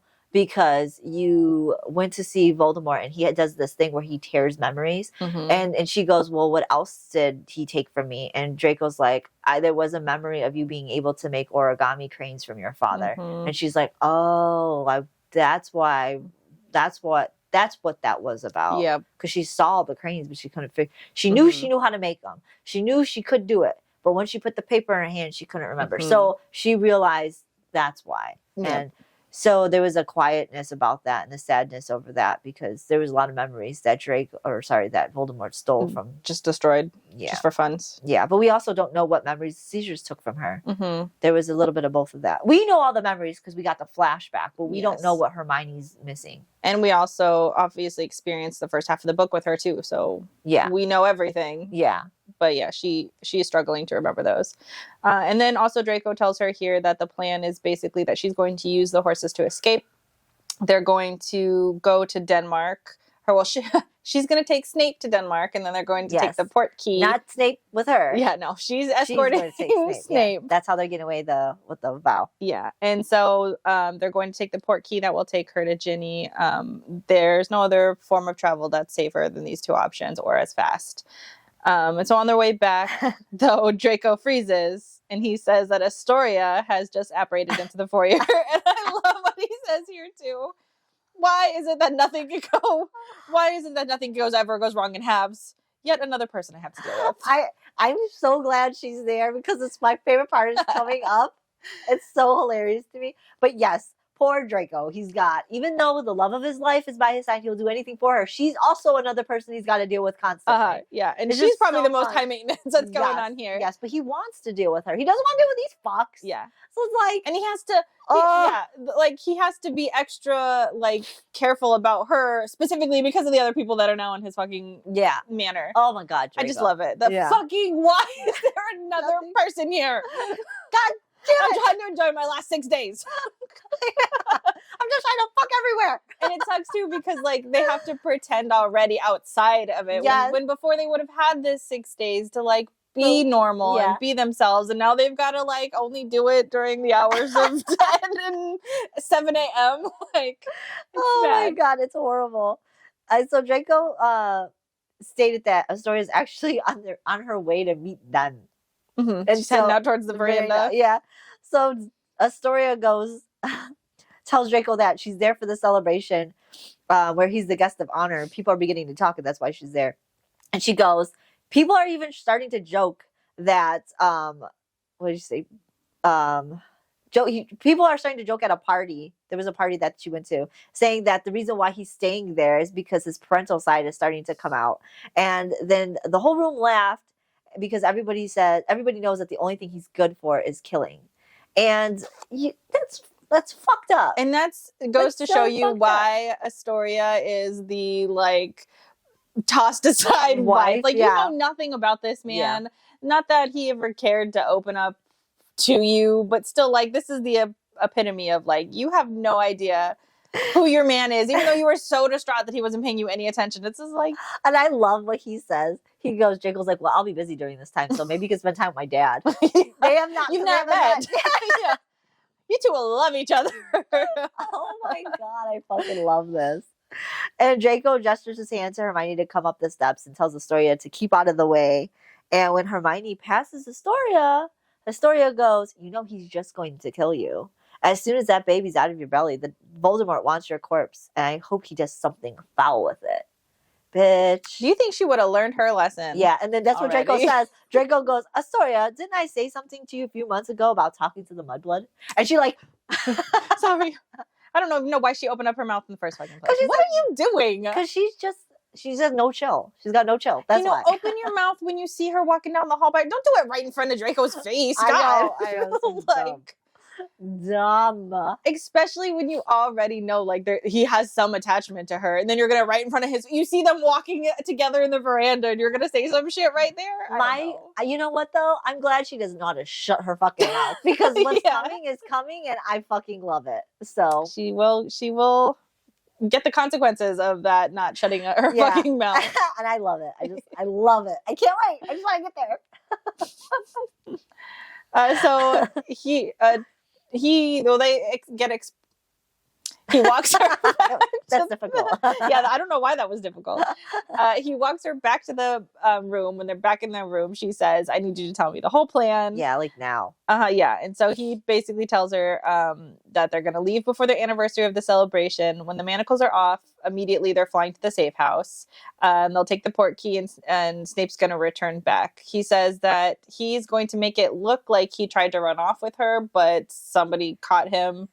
Because another Death Eater is going to be found in his place, yeah, and it was supposed to be Graham. Yeah, but he's like, oh, that's inconvenient. We'll just figure out something else. We'll just do something The reason why Hermione was just like because she didn't care about the plan before, but now she's just like, okay, tell me the plan, is because Astoria's there and Lucius is there. Now she's worried. This is too much. Mm-hmm. She now knows that she has to go. Yes. She can't stay. Yeah. Before it was just like, oh, I could stay, do some research, blah, blah, blah, blah. Nope, she cannot stay. Mm-hmm. And she knows that. There's no hope for her staying. So she's ready. She's on board with leaving now. Mm-hmm. She's ready to go. Yep. Sad because she knows that she's going alone. Yep. And that's literally going to be Draco's death. Yeah. But she knows she needs to save her and the baby. Yeah. And so Draco tells her that, don't worry, he's going to make it quick. He's good at that. And talking about his own death. Oh yeah, his own death. He'll make his own death quick. And she says, of course, I don't want you to die. He says, I know. And then he holds her.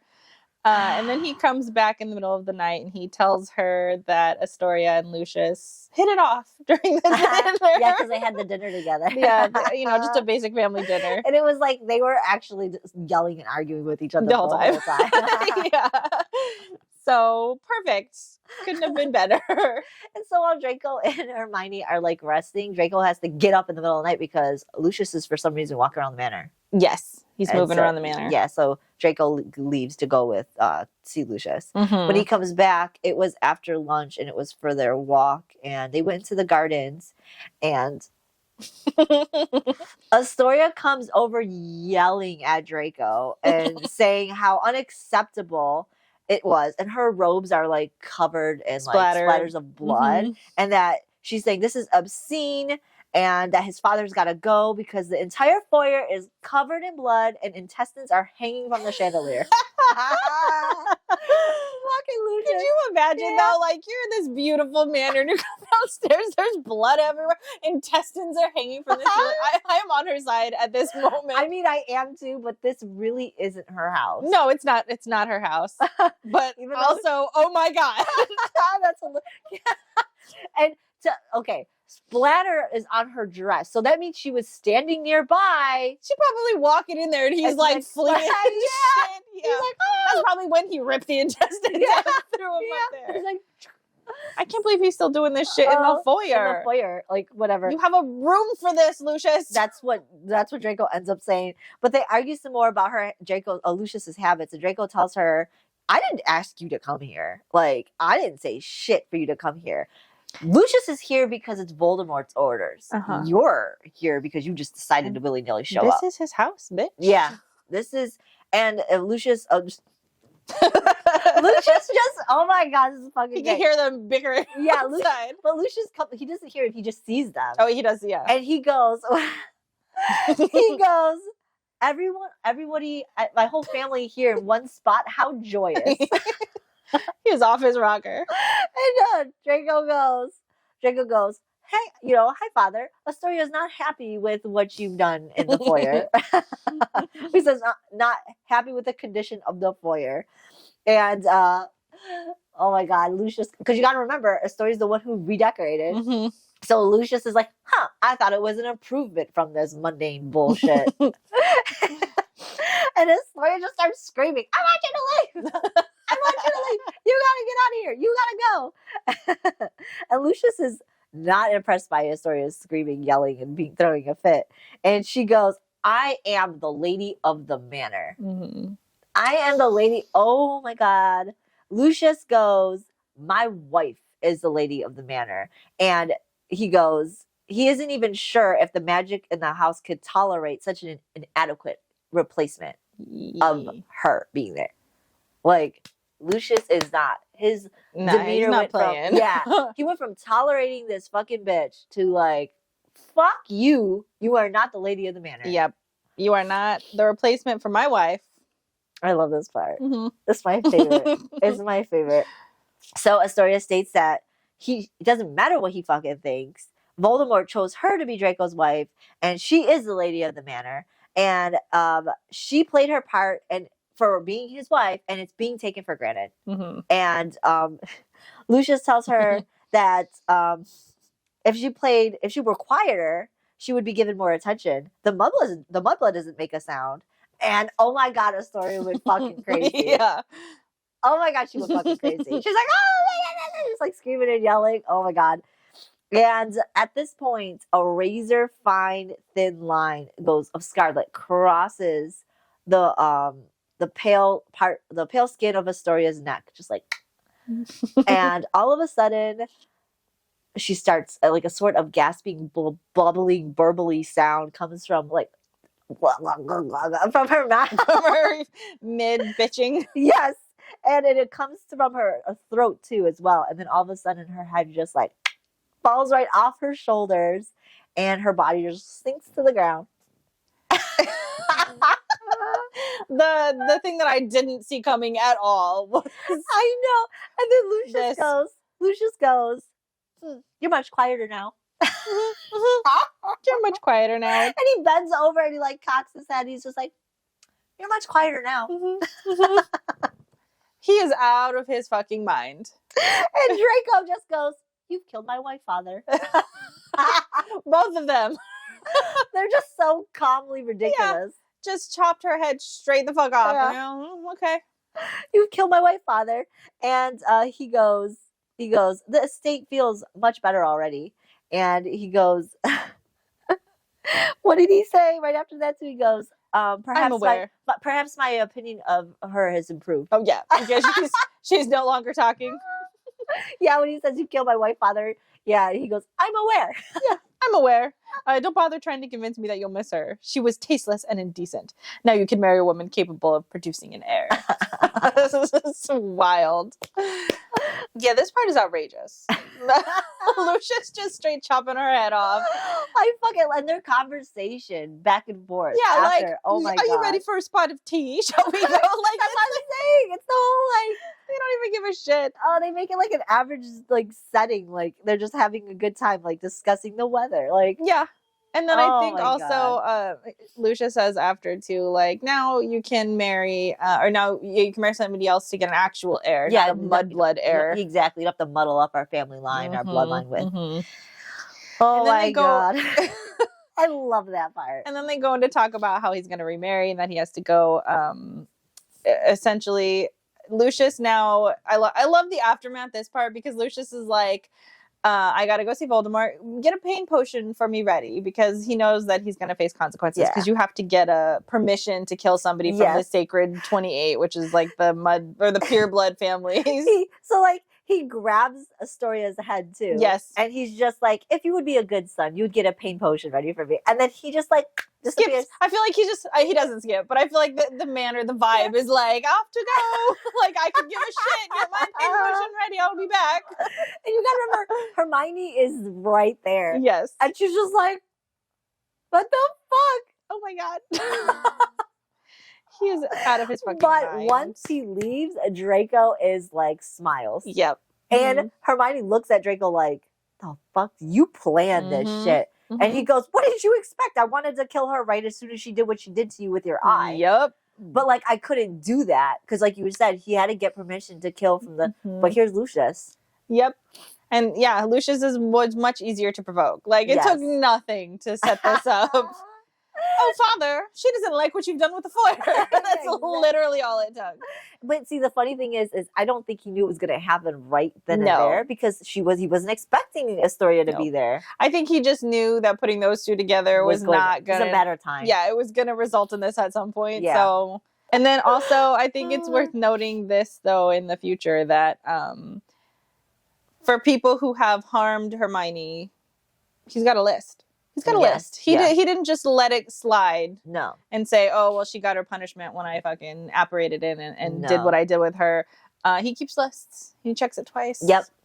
He was waiting for that moment. If it wasn't going to be by his hand, he was waiting for their due justice in another way where he was going to plot and plan it to make it happen. And so, Lucius left to go and to get his punishment from killing Astoria. They also have a conversation too where she says the same shit that I hate that you kill people for me. Yeah, she doesn't. And he's like... She acts like she does, but she doesn't really care. Yeah, that's what... Because she's like, you would never go this far without me being here. And he's like, yeah. Yep. I am killing these people for you, but, don't worry about it. It's fine. I kill lots. These are just extras. These are just extras. These are the ones that I'm actually happy to kill. It's fine. So then they have a conversation too where she basically, they're saying that she wants this to be different for them. She thought it would be a different ending for them. But obviously it's not. So they're just sort of lamenting about that. They head back to her room and she realizes that she's probably not going to be seeing Draco again. This is probably the last time because the celebration of the Battle of Hogwarts is supposed to take place, and it's like really soon. Yes, and of course Astoria's back. Yeah. Astoria's dead. I'm sorry, so Lucius is just there, so they have to keep their appearances up a little bit still for him. And then so she asks him how he thinks she's gonna survive essentially without him, and he tells her, well, once the manacles are off, you'll have your magic, so you can use your occlumency to take care of, what's going on with your brain and stuff like that. And he also told her that Snape knows everything that's going on, and he'll give her dreamless sleep to help her travel and all that. Because she was asking about, I can't even travel. How am I supposed to do this without having a seizure? And she asks him again, like, how do you think I'm going to handle this for you dying? Like, I'm not going to be able to handle this. And she goes, well, how are you able to do this? And he tells her he didn't leave anyone but his mom. So when she came into the picture, he wasn't expecting her to be there, but this was always the plan. He was always resigned to die. Yeah, this was always the plan. This was always, you just made it more complicated, but this was going to always be the plan. There was no ending after the war. There was no. And he already knew that Potter was going to die. Yeah. Or that they weren't going to win. Well, of course. Like, come on. I know. It's news to nobody but really that side. He just wanted his revenge. That's all he wanted. He didn't care if he died doing it. He thought it was for a good cause, and he was right. I mean, it is for a good cause. What else can he have possibly done? No one's going to care for him and love him, and after that, and even if he did, he said it was just a matter of time before he would have to go anyways. He just So literally nothing in his plan has changed except for he fell in love along the way, and he's got to save her. And it complicated everything, but now he's still going to do the same shit. He's just going to save her first, and then he's going to go and die like he wanted to. Yeah. So they're having this conversation as they're walking to her room, and then when they get to her room, he's summoned, so he has to he gets his robes on and he vanishes away. And then he doesn't come back for hours, and she thinks that something is wrong. She's really upset. She thinks it's because of Astoria's death. Yep. And then Topsy comes in, and she asks Topsy, or Topsy says that Lucius hasn't returned either, that neither of them have returned. So she thinks it's about Lord Voldemort getting upset about Astoria's death, but she couldn't do anything but just sit in her room and wait. And eventually Draco does arrive, and he is like distraught. His face is just like, she could see it, that there's something wrong, and he tells her that the Romania alliance has been severed and they've been exposed. The government has been exposed, and they killed all the emissaries, including Snape. So that plan has gone to shit.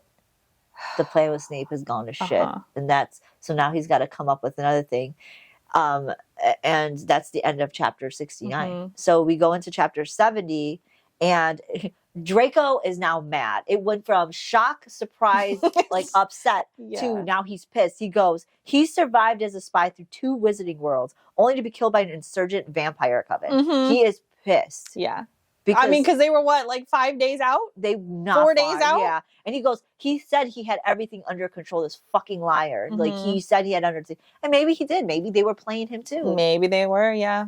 He's just going through his stages of grief. Now his plan is fucking crumbled again. Yeah. He's very upset. Yep, and he finally relied on somebody that was the only other person he could rely on to deal with helping Hermione. And he has nobody else he could trust besides the house elves. Yep. So he's come to the fact that because he started having, Draco was on the verge of a breakdown. He was seething with rage. He's going through all these emotions. And Draco calls Topsy and pretty much tells Topsy, we got to handle this now. She's got to go now. Yeah. Well, and because I think at this point, right before he does that, though, Hermione's like, it's okay, you tried. You tried your hardest. Yeah. She's like, oh, it's over, it's done. And he's like, no.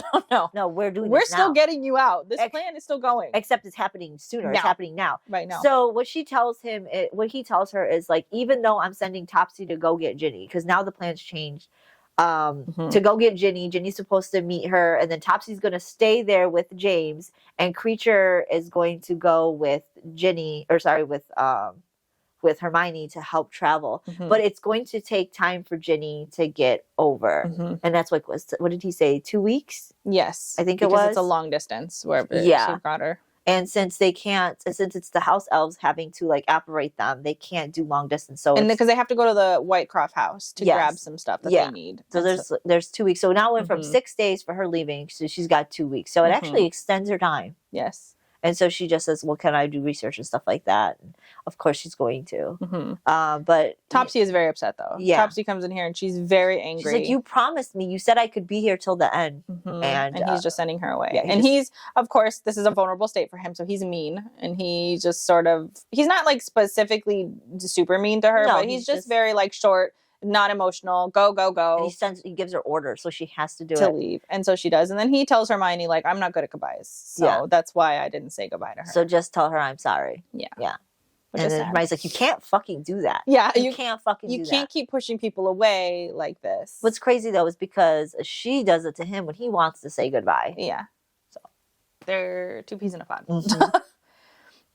But Hermione, and I think Hermione actually tells her, Ginny's not going to be happy with this. Ginny's not going to hear my tolerance with Ginny is already not that great now. But now that the circumstances under which she's having a baby, Ginny's actually has no tolerance for Draco. Yeah. So the idea of Draco even being there, because Hermione asked, well, can you come? Are you going to be there? Will you go there? And because even though he's not going to die right away, he's still got this whole plan that he's still enacting. That doesn't mean Hermione's like, are you going to come visit and stuff like that? And she's just like, no, Ginny's not going to want me there. Yeah. And he sort of says essentially that their relationship isn't good, like you were saying. And he was saying that the first time he brought her to the place that he has her, she tried to stab him with a steak knife because she didn't believe that he was trying to protect her, nor did she believe that he was working to keep Hermione safe. And so when they finally did establish some sort of like truce between them, the moment she found out that Hermione was pregnant, she was extra upset. Yeah, she's like, she didn't trust him again. She had no tolerance for him anymore. Yeah. So their relationship is not even great. But he does say that he brings them supplies and does takes care of them. Yeah. He does take care of them. He also goes in to talk about how Snape also was not a fan of him nor believed him. No, and said like she deserved better than you. Yeah, like she's worth 10 of you. Yeah, pretty much. Yeah. Which is sad because this man is risking life and limb and doing everything he can to protect and love this woman. And everybody around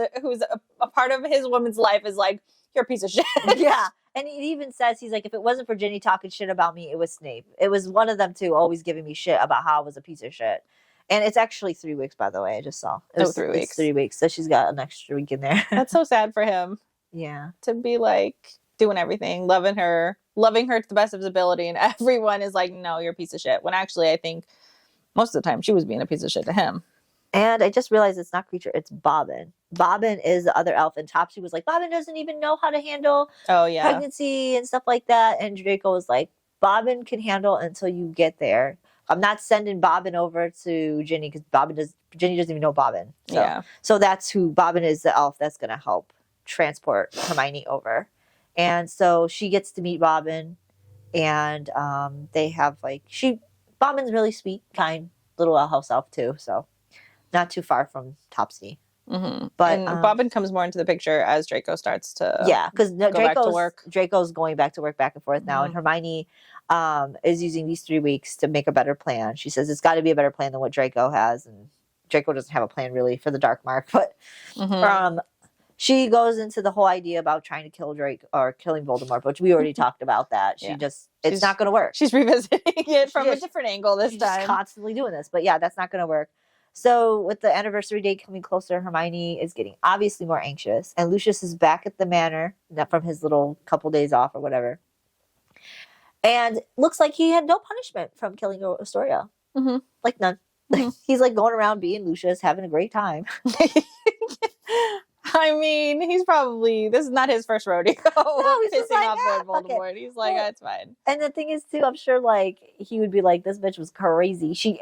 And I think, if I remember correctly, Lucius even told Draco, why would Voldemort give a shit about an infertile fucking blood? He's not going to care. No. He would rather you be with somebody else anyways. Yeah, so. She's not high up on the totem pole of these, great purebloods. Yeah, so, obviously that's true. He didn't give a shit. Yep. Nope. And go ahead. Yeah. So he didn't suffer any punishment. He didn't suffer any punishment. And then Draco would come to Hermione every night, and basically say that he was tired of filling in for Voldemort's roles, because he had been absent because he's getting weaker, of course, and we know because he's dying because the Horcruxes are gone. So they laid together in bed, and she would watch him sleep. But then he suddenly woke up, and he had to go because he was being summoned. Yeah. And then we learn later that he was gone for 2 days, and he killed 75 people.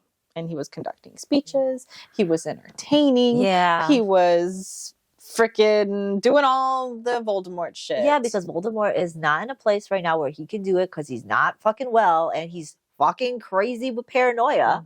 So he's having Draco do all this stuff, and Draco's coming back tired every day with all these things that he's doing. Yep. And Hermione just keeps on thinking about, I need to obtain Phoenix Tears. That's about it. That's all I could do. That's where my only hope is. Yes. And she's like, well, I don't know where Fawkes is. He's vanished. There's Phoenixes are not native to this area.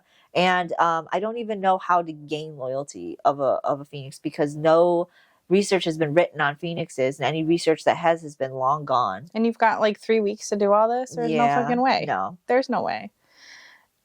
So he comes back to one night and he tells Hermione that he can't travel anymore because Voldemort learned that he was meeting with powerful people. Back in the day When he was looking for Hermione, he was meeting with these people. And so now Voldemort doesn't really trust what he's doing, so he can't leave without permission.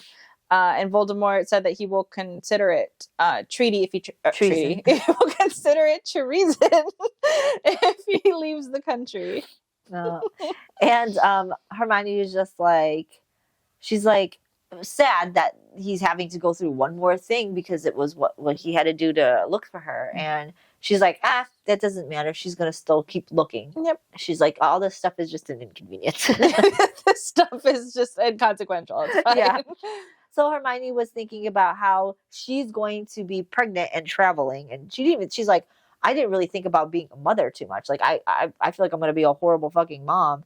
And I don't know how I'm going to make decisions about having kids even after all this. And she just like sat there and thought about it and touched her belly. And because she also was resigned to die at a certain point, like because she was on the losing side. So there was no hope of dreaming about a future with kids or anything. None of it. They're both in the same boat here. Yes, but she gives him shit about it. So yeah, but she's actually looking more towards starting to live because she has the child. Mm-hmm. Whereas Draco's still like, I'm gonna die. Well, I think Draco really has no more of a choice though. He's got the fucking dark mark on him. His choice is really there is no choice. There's one choice. Yeah. Death. Yeah. So get Hermione safe, die. That's it. That's the plan. Yeah. So I mean, I can see why he believes that. If he had the dark mark, I could see how he would feel like he had options, but he doesn't have options right now. But I feel like Voldemort is so weak. Like now is the time to kill him. Yeah. The fact that he can't find not a soul, not a person willing to kill him. It's really hard. Like, it's really hard. I think it is really hard. Scared. And also, he said too, like, Voldemort's so crazy that he had his castle or whatever, his hold was like set to destroy if he was in it because he was so scared someone was going to kill him. So it's like, even if he got somebody in there, that person would be on a suicide mission to do it anyways. And also, just because Voldemort's dead doesn't mean the manacles will come off. No, but at least he could travel. He could leave. He's not bound to it anymore. Yeah. I'm sure Hermione would live with no magic for the rest of her life if it meant that they could just run off. Oh, yeah, for sure. But, like, the idea that the occlumency helps her, because that's why he wants them off, too, is, like, for one to leave. But once she could take the manacles off, she could use her occlumency to try and fix her brain. So that's what they're also hoping about. Yeah. Right now that she's got so many seizures going on, and if she stays in this manacles, she's not going to be able to sort that out a little bit. Yeah. So they don't know if it's still going to work, but they think that there's more hope if she has her manacles off, that she can kind of get to her point to where she could fix her brain. Yeah. Because only she could really take that thing off that, because right now she's got those manacles on and it's still doing that thing in her brain. Pushing all that trauma to the front. It's just the pregnancy that's altering it right now. But once that pregnancy is gone, she's going to go right back into. But at least they would have time. Yeah. You know what I mean? Just together, both of them working on this. Yeah. So I want to say, right at this time, she starts to hear the doorknob rattle. And she's like a little panicked, like, do I open the door? She's going back and forth, like, should I do it? Should I not? Should I do it? Should I not? She decides that she's going to do it. So she opens the door and she sees Draco there, like, fucked up. So she grabs him. She puts him on the bed. I think she just pulls him into the room. She asks Bobbin to help her. Yeah, Bobbin, can you help me get Draco onto the bed, because like she can't do it. And she asks Bobbin, like, who's his healer? What's his healer? Like, get his healer. And Bobbin's like, I don't know anything about that. It's like, I can't. She's like, well, go get all the medical supplies. So she gets all the medical supplies, leaves to go get all the medical supplies. And so she's trying to get Draco to like wake up and like say, Draco, you gotta help me do this. Like, so they do the motion of the wand together. Like, she can't do the magic, but she does this hand motion just to try it. It takes several times for him to heal himself. I can't remember like what is wrong with him though. Like, what's his?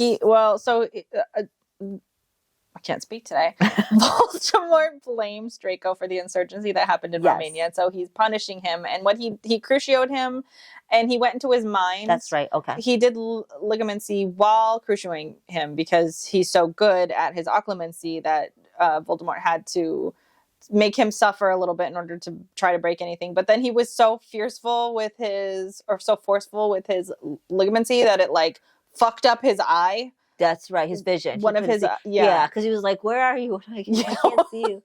One of his eyes is like super fucked up. I don't even think he can see out of one of them. No, he can't see. It's like completely like she said she could see his eyes are clouded too. So yeah, so she's trying to heal him with that, and they do their motions together, and he gets to a point where he can do it. When Voldemort goes into his mind, he was able to see that Draco was actually loyal. Yes. And so he gave him the week off to recover from the shit that he just did to him. But the rest of the week. So it's only like a few days. Yeah. So like I think 3 days. I think he said he was only allowed to have 3 days off. So yeah, so he's like, so there's that. I got that. He's like, it's fine. I've been told several times now that I've been it's like so Bobbin comes back with all this stuff and she tries to heal, and then she's like, Draco, where's your healer? You don't have a healer. And he goes, oh, it's fine. I don't need a healer because I've been told that I'm a natural healer. Yeah. Like I'm a natural healer. I have my own healer. He says anytime he did have a healer though, he wiped their memory. But he says he can't keep doing that every time. So he decided that he was just going to do most of his healing. Yep. And he's probably better at it than most of these people because he had Hermione teach him. Yep. So he knows the basics. And he also told him, like, I can't have a healer. You put a stone in my heart. Yeah. Like, yes. If they're going to go back. That's why he has to wipe their memories. Yeah. Yeah. And it's tricky for him to go find one because, again, he can't be wiping everybody's memories all the time. So yeah. So he's falling asleep, and I think they're like, because she gave him a bunch of potions. He's falling asleep. She's like massaging his hands and all that stuff. And she's crying. He sleeps for 2 days. Yeah. And then he wakes up and he's like,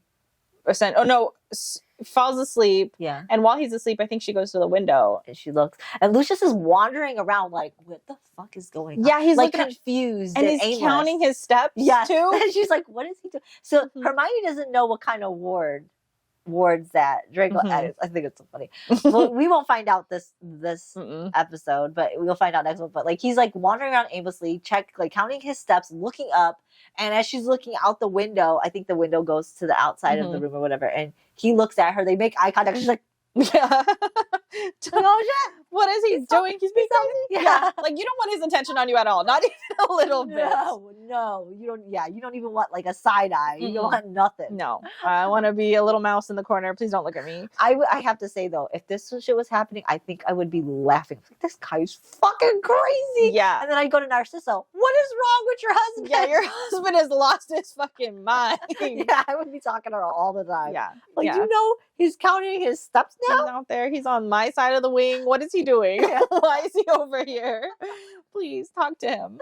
The crazy thing is though, he has a purpose. There is a reason why Lucius is doing it, even though he's fucking crazy. Yeah, he's a man with a plan. Yeah, because you got to remember, Draco is not doing well, and Lucius is wandering on the house. I don't even know if Lucius. We don't know what Lucius knows right now. No, but we know that he knows the wards are weird right now too. Yeah, he's just confused. He's confused.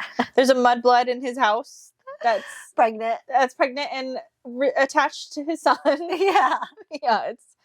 He came in at the perfect time. Oh, so I think Bobbin pops into the room too, and he says that Lucius was waiting outside of Draco's door and threatening to bust it down if he doesn't pop bucket or doesn't show himself. Essentially. Yeah. And so Draco wakes up, and of course Hermione's like, "You still have a couple days. You need to heal. You can't see." And he's like, well, I can't be. I was only given a couple days off. I need to go. So he's just like, that's right. I'll just deal with my father. He says something about his eyesight is okay, and she tells him that it's not completely recovered. So you got to be okay. You got to be, you got to rest when you get back and stuff like that. And Bobbin comes back. She asked Bobbin to make a list of all of the potions that he used so that she can re-inventory, or that they can be re-inventoried. Yeah. And then that's it. Bobbin pops off and she's left in the room and all by herself. Yeah, worrying about what the fuck's going on with Draco. What is Lucius doing? Where's Draco? How's Draco doing? Draco can half see. We always end at a perfect time. Yes, so yeah, that's where we ended on chapter 70. But yeah, it's hilarious. I can't. Lucius being in here is so fucking comical to me. It is. Yeah, Lucius is a piece of shit during all the flashbacks and what he did. I mean, he's a piece of shit now, but like, it is like he's like a comical presence in the fucking manor right now. Especially during this tense time. And he's comical in such a weird way too, because it's like he's being just outright, like he's being murderous and outrageous and all of this crazy stuff in his own home too. So like, it's funny because this is his natural state in his own home. This is where he lives. This is where he eats. This is where he sleeps. This is his home. So like, He's just in his best life right now. Yep. But also he's a little bit crazier than normal because obviously like his wife died. So now he's just unhinged completely. Oh my God. I love He's it. a maniac. Yeah, he's hilarious to me. But anyways, we've made it. It's chapter 70. The last episode will be the last episode. So yeah, for this, you know, like we have the review. Well, yeah, we'll do the book, but this will be the last episode for the book. Yeah. So we will be finding out the conclusion. Is Hermione going to be able to save our man? I know. I don't know, but it's lingering. The anxiety is there. Yeah. But anyways, I hope you'll come and join us for the last episode. It's a good one. Of course, the book has been great all the way through. Yeah. So. But we're on all the socials. We're even on the new social, Fable. Yeah. We got on there. Yeah. I mean, I feel like it's going to be a useful tool that we could use to connect with everybody. But like, I don't know. We're still working out how to use it. But we're present there. So if you would like to follow us or whatever you do over there, do it. Also, we're on Instagram, TikTok, Facebook, YouTube, and Spotify. Don't forget to follow, like, subscribe, whatever it is, whatever platform. Yeah. And comment down below what your house is and what your Patronus is. Yes, I'd be very interested to see what other Patronuses there are out there. Me too. But thank you for joining us. We can't wait to see you guys on our conclusion episode. Bye.